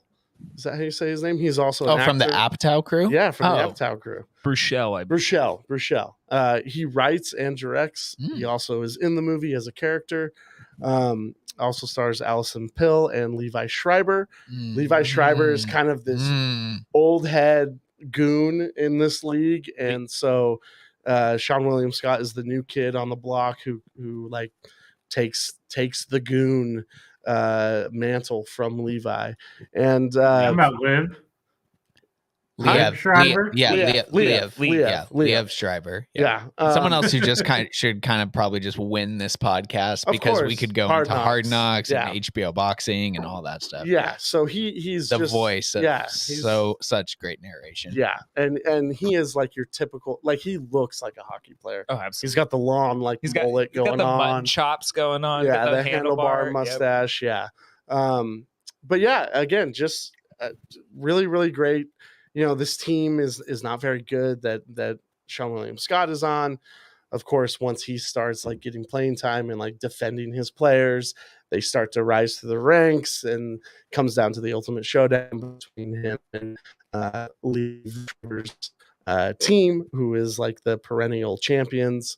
And really, it's funny. It's like a boxing movie and a hockey movie all in one, because it's all about fighting on the ice. And I was blown away. I thought it was really funny. Again, really violent, and some great sports action in it. Violent, you say? Yeah. Should this be the next Silver Screams podcast movie? Jesus With Christ. enough? Is there enough gore? It is not a horror movie. I don't know. I heard that just violence means horror. Yeah. Well, yeah. Ish. Listen, go listen to the Go Cocaine listen Bear to the Cocaine episode. Bear. so you Where can hear I what try we're to talking about. defend. I try to defend Genres. the honesty of genre. The foundation of film. It's going to happen again this week, so go check out the the Silver Screams episode this week as well. Okay, my number 2 film. This is my real sentimental pick here, where I've kind of been all over the board. The gritty racing movie, Jerry Maguire's sweet film and everything like that, but still rated R though, of course. And then Uncut Gems is just wild. My number 2 pick from 1986 is Hoosiers. This is just your David versus Goliath, prototypical, formulaic, kind of ragtag to riches type story here. That hits all the beats. Gene Hackman, Barbara Hershey, and then an Oscar-nominated performance from Dennis Hopper, kind of at the core of this film. But yeah, I love this movie. Ever since I saw this movie as a kid, I feel like I got it right away, and that's because it hits all those beats. But I mean, from the opening tip, pun intended there, it's just everything you expect. Like, new coach comes to town. The community boosters, all the dads and people who support the team, they don't buy into him. The team isn't winning. Nobody wants to try out. And then the turnaround starts to happen. The thing that I really liked, and I watched this movie just last night, so super fresh in my mind, but the thing that I love about this movie is that, like, I'd say probably 70% of this is either practice action, we're in a locker room hearing some sort of speech, game action, or like when Gene Hackman's talking to the Jimmy Chitwood character and he's trying to recruit him to like, hey, come play again for the team or whatever. There is always a basketball happening. Like, there's no downtime. This is, I put in my Letterboxd review, like, all filler, no killer. And so that I really, really enjoy, because so much of these sports movies that we're talking about, there's a lot of interpersonal conflict. We've talked about kind of how they always usually have some sort of romance subplot or whatever. This does have that between, oddly enough, the Gene Hackman character and the Barbara Hershey character. I've seen this happen in schools before. It will occur, but at the same time, just kind of goofy stuff there. But Dennis Hopper, really great performance from him. He plays one of the kids' dads on the team, and he's like this drunk that gets thrown into this situation or by Gene Hackman, gets brought into this situation, I should say, to become one of the assistant coaches on the team. So really kind of fun redemption arc there, even though it doesn't work out great for him, but it's still pretty solid. Dennis Hopper, there's the one scene where Gene Hackman gets intentionally kicked out of a game so that Hopper can be left in charge of the team. A little bit of like when I took a month off here and just let you guys, a couple of drunks, run the show. Whoa! just kidding. That's a penalty flag. That's a technical foul. That's 15 yards. No, I mean, I love basketball. It's probably my favorite sport. And so although Uncut Gems in the NBA is covered there, this is like the quintessential basketball movie, I feel like. So didn't put it as my number one just because my number one, I think, is, if it's not the best sports movie, it's the best movie on my list. So I wanted to get Hoosiers in there. Just freaking Jimmy Chitwood, man. Ryan, I think you asked on our very first mailbag episode where it was like, if you could pick one sports character to like make the winning shot or score the winning touchdown or whatever, like who would you trust in the final moment? Was that you? Does that ring a bell? I wish I could take credit for that question, but mine was not that insightful. It was not. I forget who asked it, but I answered with Jimmy Chitwood just because that final scene when they're in the huddle and he looks at Hackman and just says, he wants to use him as a decoy, and we're talking about like the best player in the state of Indiana, and he just says, "I'll make it." It just hits every time. Like, it's freaking great. So yeah, there's Hoosiers. Watched it on HBO Max the other night, so fire that service up and have a good time. It just rips. 2 hours long, but flies by. Yeah, you leave it getting hyped. I leave that So movie and hyped. I'm like, I'm ready. I don't know what Yes. I'm doing, but I'm ready. I'm moving to Indiana, and I'm Yeah. playing D1 basketball. Yeah, even though this is high school, but yeah, you're ready to go. 5'10" and ready. But so You're like we Ollie. gotta, You're like Ollie doing the granny shot free throws. for real. Yeah. All right. So off to our number one. Yeah. Let's see here. All right. So this is definitely not the best movie on my list, but it's by far my favorite. I went The Greatest Game Ever Played. Came out in 2005 Nice. with directed by Bill Paxton. It stars Shia LaBeouf and Stephen Delane. And I mean, just a phenomenal kind of era piece, I'll call it. It takes place during the 1913 U.S. Open against 20-year-old amateur Francis Ouimet, and then the reigning champion, or one of the best golfers at the time, Harry Vardon, who he idolizes. He reads, I mean, at the time, Harry Vardon was the golfer, like the world's best golfer. And so just to their competition throughout the weekend, and how Francis, at the time, golf was one of those sports where you had to be wealthy or affluent, and you had to have someone else that was wealthy or affluent to like back you and things like that. Francis grew up right across the street from this golf course that it gets played at, and he just he's a phenomenal golfer on his own right.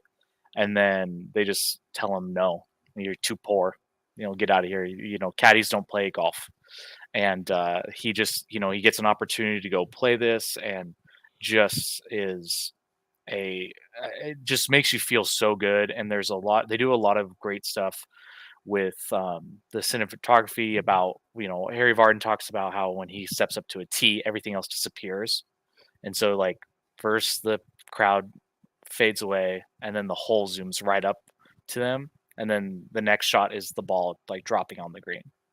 And so there's a lot of good stuff like that. They utilize a lot of like someone standing in the crowd, right? And then everyone else's heads move, and it's just Harry Vardon just staring at him, and just stuff like that. Like a lot of really great camera work, I think, that really helps solidify like the pressure that was put on Ouimet, right? To really be someone who, like, the people's player. His dad even sees like in a newspaper that he's like America's last hope.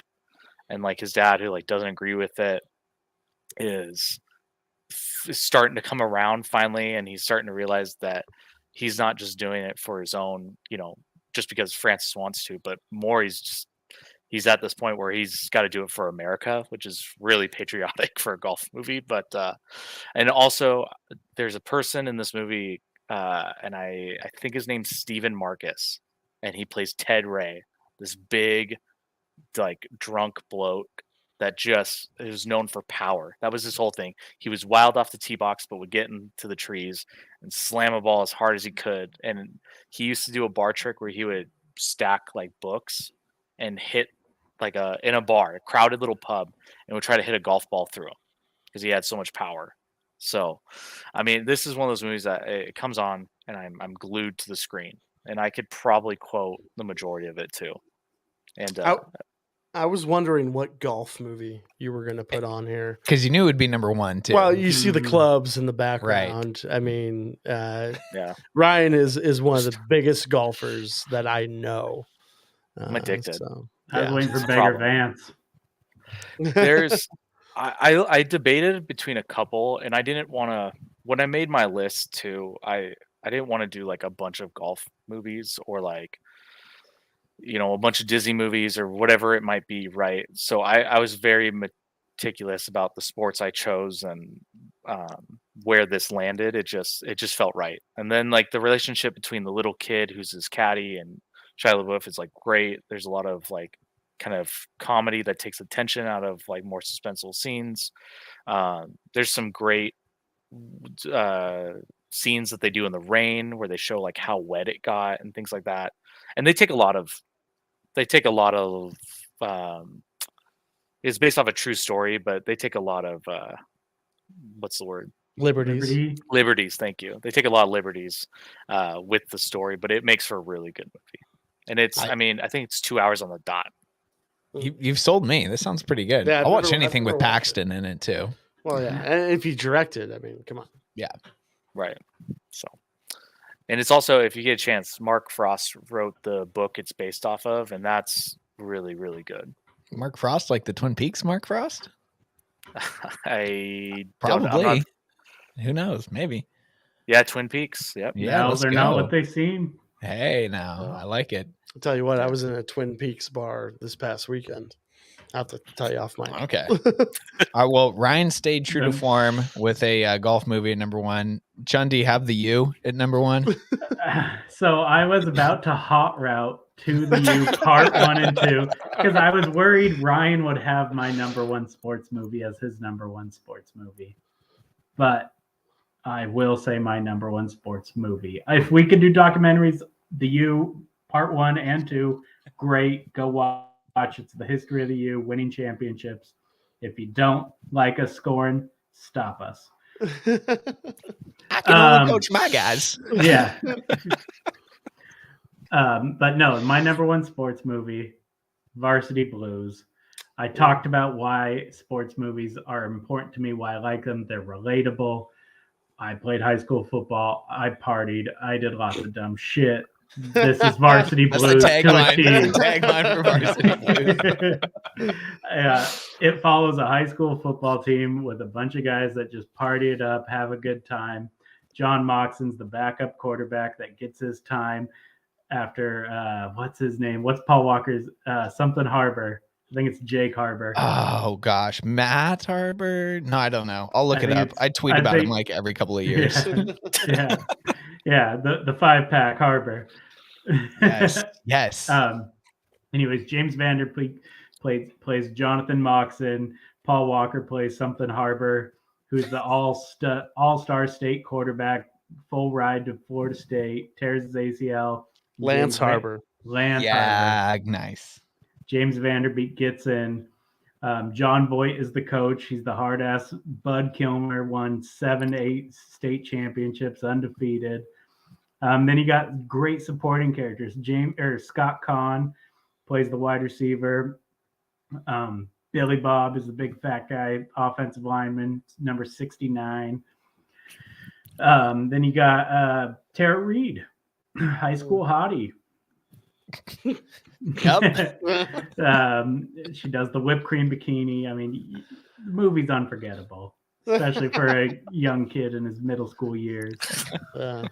It's like the Mark lighter just- version. I can't wait to get to high school. It's like the lighter version of Friday Night Lights. Well, no, I would say no. I would say that No. this is the harder version of Friday Night Lights because Yeah. literally season 1 of Friday Night Lights and the movie to some extent, but that's more with Booby Miles, the running back. But Matt Saracen in the TV show of Friday Mhm. Night Lights, he is the James Vanderbeek character in this Mhm. movie where it's backup QB comes in and expectations go out the window, and then yet they continue to win. So Yeah. football in Texas, man. Yeah. Yeah. West Canaan. No, it's just I don't know if it's a heartfelt movie, but it's just a good movie. It's fun. It's interesting. Keeps your mind going. It's a good comedy movie that I love. I watch it once a year, every year. We've all been there though. It's a great time. Especially in Max's basement. Statute of limitations gone on these acts. I don't know. Yikes. All right. Well, my number one is, one thing we haven't really talked about on all these sports movies is the concept of winning and losing. But it's not about winning and losing, guys. It's about having fun. And that's what these guys did in The Sandlot, the greatest baseball movie ever made. When you could just play in the cul-de-sac, or you had a whole baseball field that you and your friends could just run to and play on. But this was a movie I would watch constantly. I mean, as baseball season would start, we would throw The Sandlot on. Quotable, relatable, timeless. I mean, Dennis Leary being the stepdad, throwing steak on his son's black eye, learning how to catch with a plastic mitt, having a hat too big. I mean, there's just so much of this movie that is just iconic for its own sake. And then you have the quotability forever. How could I have some more if I haven't had any? And then my favorite, which is the greatest baseball call below Dave Niehouse's call for the double in 1995, but the call at the very end of the movie of the Jets stole home. Like, this movie from the beginning to the end is just, it's the perfect sports movie. I mean, you're captivated from the beginning of you're rooting for Smalls, and then when the movie completely changes with the Babe Ruth ball being lost, and it turns into a heist movie of trying to break into your neighbor's yard without him knowing, And like a monster movie too. like a monster, yeah, with Hercules, and then also like using the entire team's like abilities, like Smalls's connects, and then Yaya's lightness, lowering him down through the catcher's gear and stuff, like utilizing the stuff they had to make things happen, rather than just go and be like, Mom, Dad, we don't know how, like, we lost our ball. Like, them just doing it because they know their parents are going to be mad at them, or they just weren't around because of their jobs. It was just, that time period of the 50s where growing up in the 90s still was around a little bit. Like, I could go on bike rides with my friends down to the nearest ballpark and hit some balls, or throw, play catch and do things like that. So this movie, I think, is just a timepiece. I think it's a time capsule of sports films, and also one of those that checks the box of what you want in a sports film. They got the underdog story. You're going up against a better team at one point. All those kids in the uniform, they got the baseball tees and the matching hats, and they're just like, hey, let's just play a pickup game real quick, and they do that. And then you break away from it. You have the camaraderie of going to the fair, and then pool. and then the pool, the Wendy Peppercorn scenes. I mean, it's just all iconic. So The Sandlot, to me, like I knew it was going to be in my top 5, but I was like, oh, it's probably going to be pretty low. And then as I thought about it, and as I kept like ranking it and moving my stuff around, I'm like, it is just a perfect sports movie. I love what you said about the period piece aspect too, because we haven't really brought it up yet, but so many of our films that we have talked about are period pieces. Yeah. And so like Ryan, you did touch on it with Seabiscuit, the costume departments, that makeup and hairstyling on a lot of these movies, they play a huge factor in making them feel authentic. And The Sandlot is a great example. And then, and also that just jogged, another note in my head of, right now, you'd probably say the most popular sport in America is football. Mhm. I mean, probably for the past, several decades. At this time, it was baseball. Baseball was what brought people together, especially in the summertime, which is when this takes place. So you just feel that environment of, kids playing, and then who they're looking up to, and then the whole Babe Ruth aspect, and then the ghost of Babe Ruth visiting Benny, Right. like all that stuff. It's great. It's just great across the board. This is a great summer movie. It is. also. It is Yeah. absolutely, Yeah. Mhm. absolutely. So yeah, Killing me, Smalls. yeah. See, exactly, like one of those lines. It's fantastic. I want to get a Dodgers jersey that just says Benny the Jet on the back. That'd be great. Be Yeah. fantastic, or at least just Rodriguez. But yeah, The Sandlot, obviously number one for me. First Legit. exposure to a chewing tobacco, probably Yeah. for most of us. And I had a Yeah. similar experience the first time I had raw leaf chewing tobacco. Like, As did I. went to my Never buddy's went back. backyard and threw up. Absolutely. No, I got through it. I will say after I saw John's got that- 8 cents in right now. I Gone watched through this. I watched this movie probably senior year of high school, and I was like, I wonder if they still make PF flyers. And I went out and Ooh. bought Yes, the sir. all solo black pair of PF flyers. Whew, I felt fast. All You could steal home. 260. You could steal yeah, home, Ryan. in all those PF 260 flyers. pounds of me. I felt fast. My number one. This is a sports movie that the sport itself has become pretty important, at least over the past year, for myself. I think Alex as well, and some of our other friends, because this is kind of what we do when we go out now, and that's The Color of Money. Oh, And it's all okay. about pool. This is directed, of course, by the master himself, Martin Scorsese. It stars Paul Newman and Tom Cruise.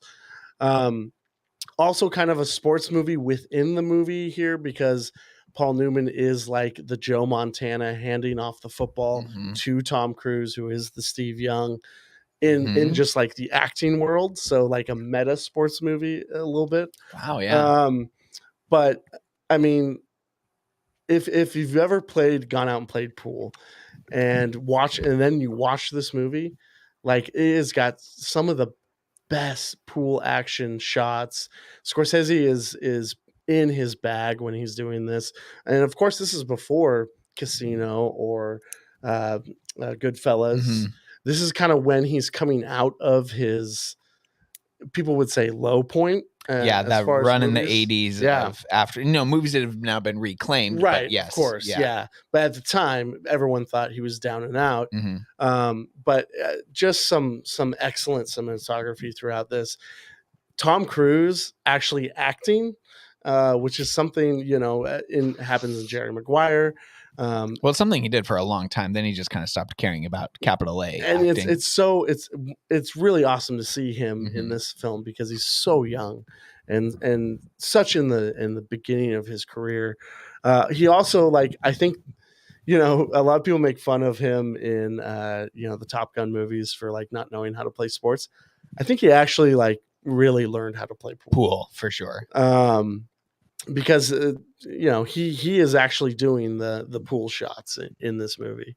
But yeah, it's about gambling. It's Definitely about, didn't learn how to smoke a cigarette realistically. Yeah, you still can't do that. It's about pool. But and looking back at my list, I seem to really like, apart from The Last Dance, I seem to really like the underbelly sports. Mhm, And so I felt like this was a good crescendo for my list. Well, and the way that Scorsese shoots some of these back rooms, Yeah. and the way they're lit, the way that the camera moves around them, it does make you like. There's some thrilling moments of this in this movie that aren't necessarily even like billiards related, Right. but where you're worried for our characters. Like, and the other fun thing about this is that it is like it's not even a spiritual sequel. It is just a sequel to The Hustler. Right. And the world of pool hustling and playing in some of these bars can get dangerous. So I love it. It's a great pick.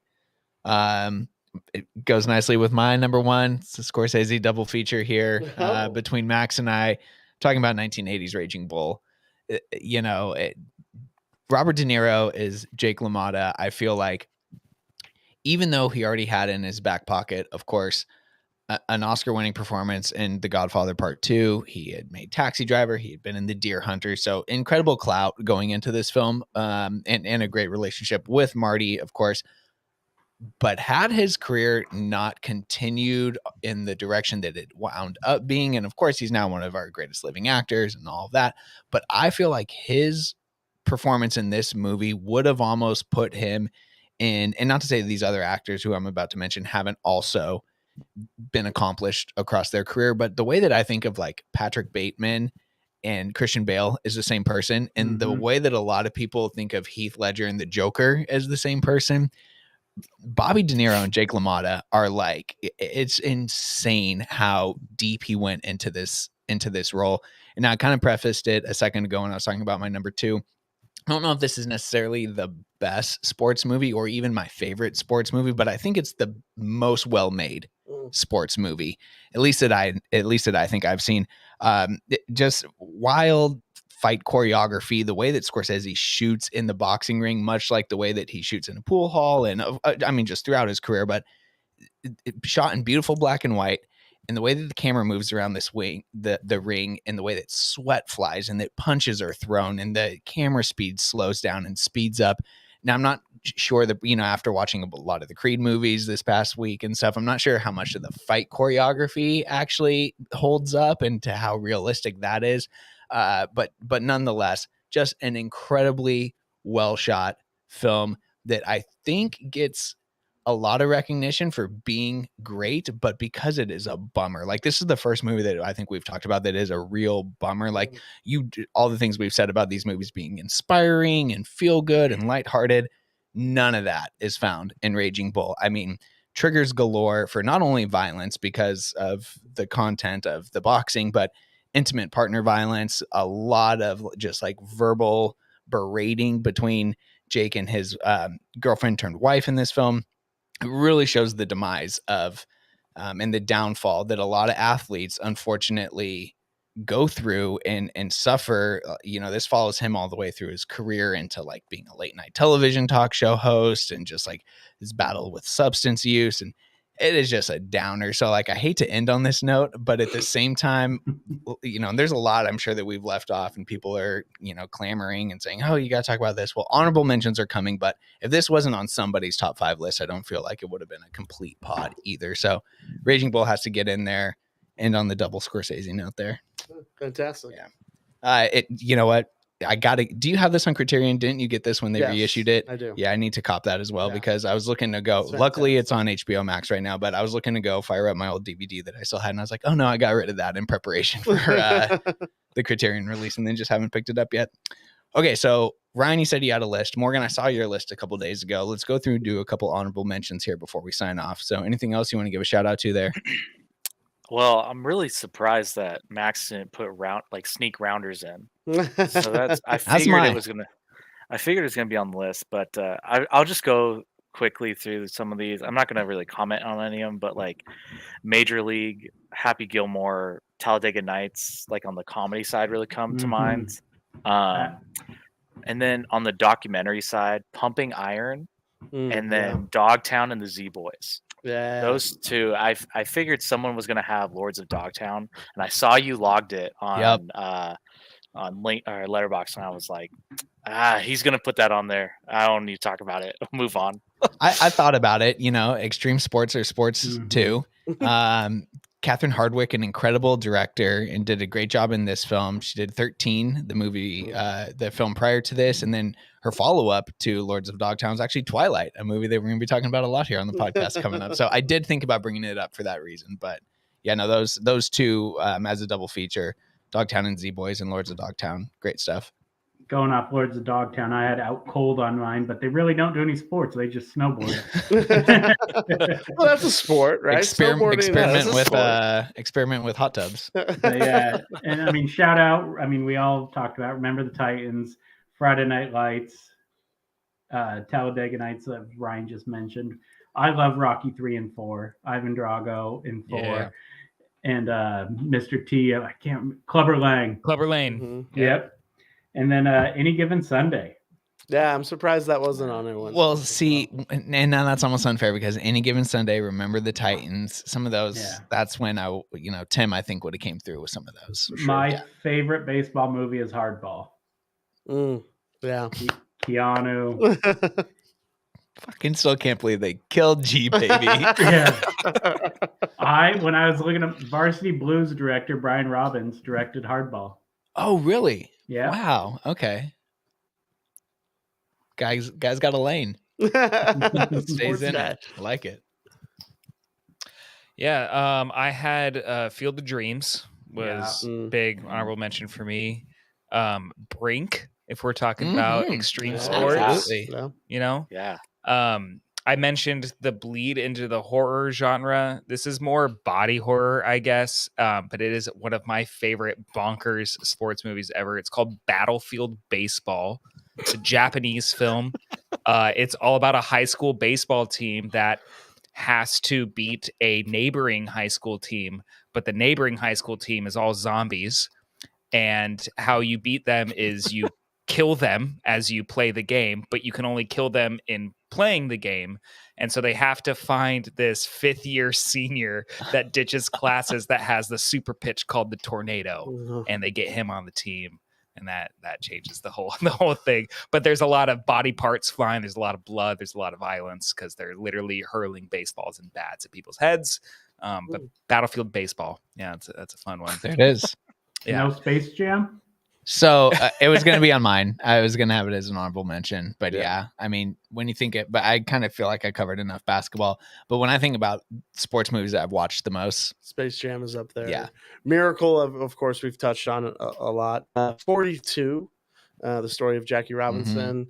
I remember watching that, or I have watched that a lot. The Replacements, yep. really good football comedy going on there. Sixth Man, has anyone ever seen that? Marlon Wayans, where his brother, who is a much better basketball player than him, dies, but then comes back as an angel and like helps him play basketball. Really, for some reason, I watched that a lot as a kid, but really funny movie. And then The Hurricane and Cinderella Man, two really good boxing movies that are not Rocky. I had one more speaking of Rocky, and I just want to say, because you already brought up Rocky 3 and 4, which are fantastic, and we can all forget about Rocky 5. But Rocky Balboa, Rocky 6, I think has like the most inspirational line in a sports movie. And it's when he's talking to his son, it's not about how hard you hit, it's about how hard you get hit and keep moving forward, how much you can take and move forward. That whole scene, that's some good sports movie stuff right there. That also reminds me of a line from A League of Their Own, which is also a really, really good baseball movie. There's no crying in baseball. No, not that line. It's the line where it's Tom Hanks is like, it's supposed to be hard. Yeah. If it was easy, everyone would do it. And I think that speaks a lot to sports in general. Absolutely. Definitely. Your Patton Oswalt movie that we watched. Big fan. Thought that might sneak onto your list, but that's a fun one. It was in the running, and then I felt like not enough sports happened. Sure. It's kind of like Uncut Gems. Definitely. It is. Yeah. It's Uncut Gems and Joker mixed together with a little comedy, Fair. with a lot of comedy, I should say. That's but, fair. Yeah. I mean, we've touched on a lot of the one, Morgan, it's a movie that will forever bring us together, but it has maybe the best basketball choreography that I've seen, honestly, in a sports movie. Like when those guys are setting screens, when Mekhi Phifer's coming off and I'm sure that there was some movie magic used to make him dunk, but like that dunk contest scene and some of that other stuff, say what you will about it as a Shakespearean adaptation and everything else, but I ride for that movie. Odin James. And Odin James, man, oh man, brought together Greg Oden and LeBron James, like the foresight that Tim Blake Nelson had there, just incredible stuff. So yeah, I love wouldn't feel complete if I didn't get that one out here before we ended. All right, well, that does it for our sports movie extravaganza. Ryan and Morgan, thank you both so much for taking the time to join us today. This was a lot of fun. Honored. Thank you. Anytime. Now, as we turn our attention towards our next episode, we have a favorite episode of ours that comes around every year on deck. In just 2 days, we will release our Academy Awards prediction pod, where bragging rights and the chance to choose a future episode topic are on the line. Ryan and Morgan, how are you guys doing on this year's Oscar fluency? Do you feel like you have a dog in this fight, or will you even be tuning in on Sunday? I have not seen a movie in theaters since before COVID. So Okay. The last movie I saw in theaters, and I can't believe I'm admitting this, was Thor: Love and Thunder, and it was like it turned me off from going to the theaters. Oh, Like, Yeah, I- not this- nominated. Don't Yeah. let That that one will do happen. it. Yeah, not So- nominated. Plus, I'm still learning what movie theaters are good here and what's not. Because the last Yeah. time I went to a place, it was like stereo. I was telling Max this stereo sound and a small screen. It was stressful. I was like, I'm not liking this at all. But I'll update the group when I go next. Right on. All right. Well, be sure to follow the three of us plus Ryan on Letterboxd. He's floating around there somewhere. He logs stuff every now and then. Yeah, every now and then. Yeah, right. But that'll help you track what we are watching. And until next time, we will see you at the movies. Stay swell and give them hell. And as always, drink movies and watch beer.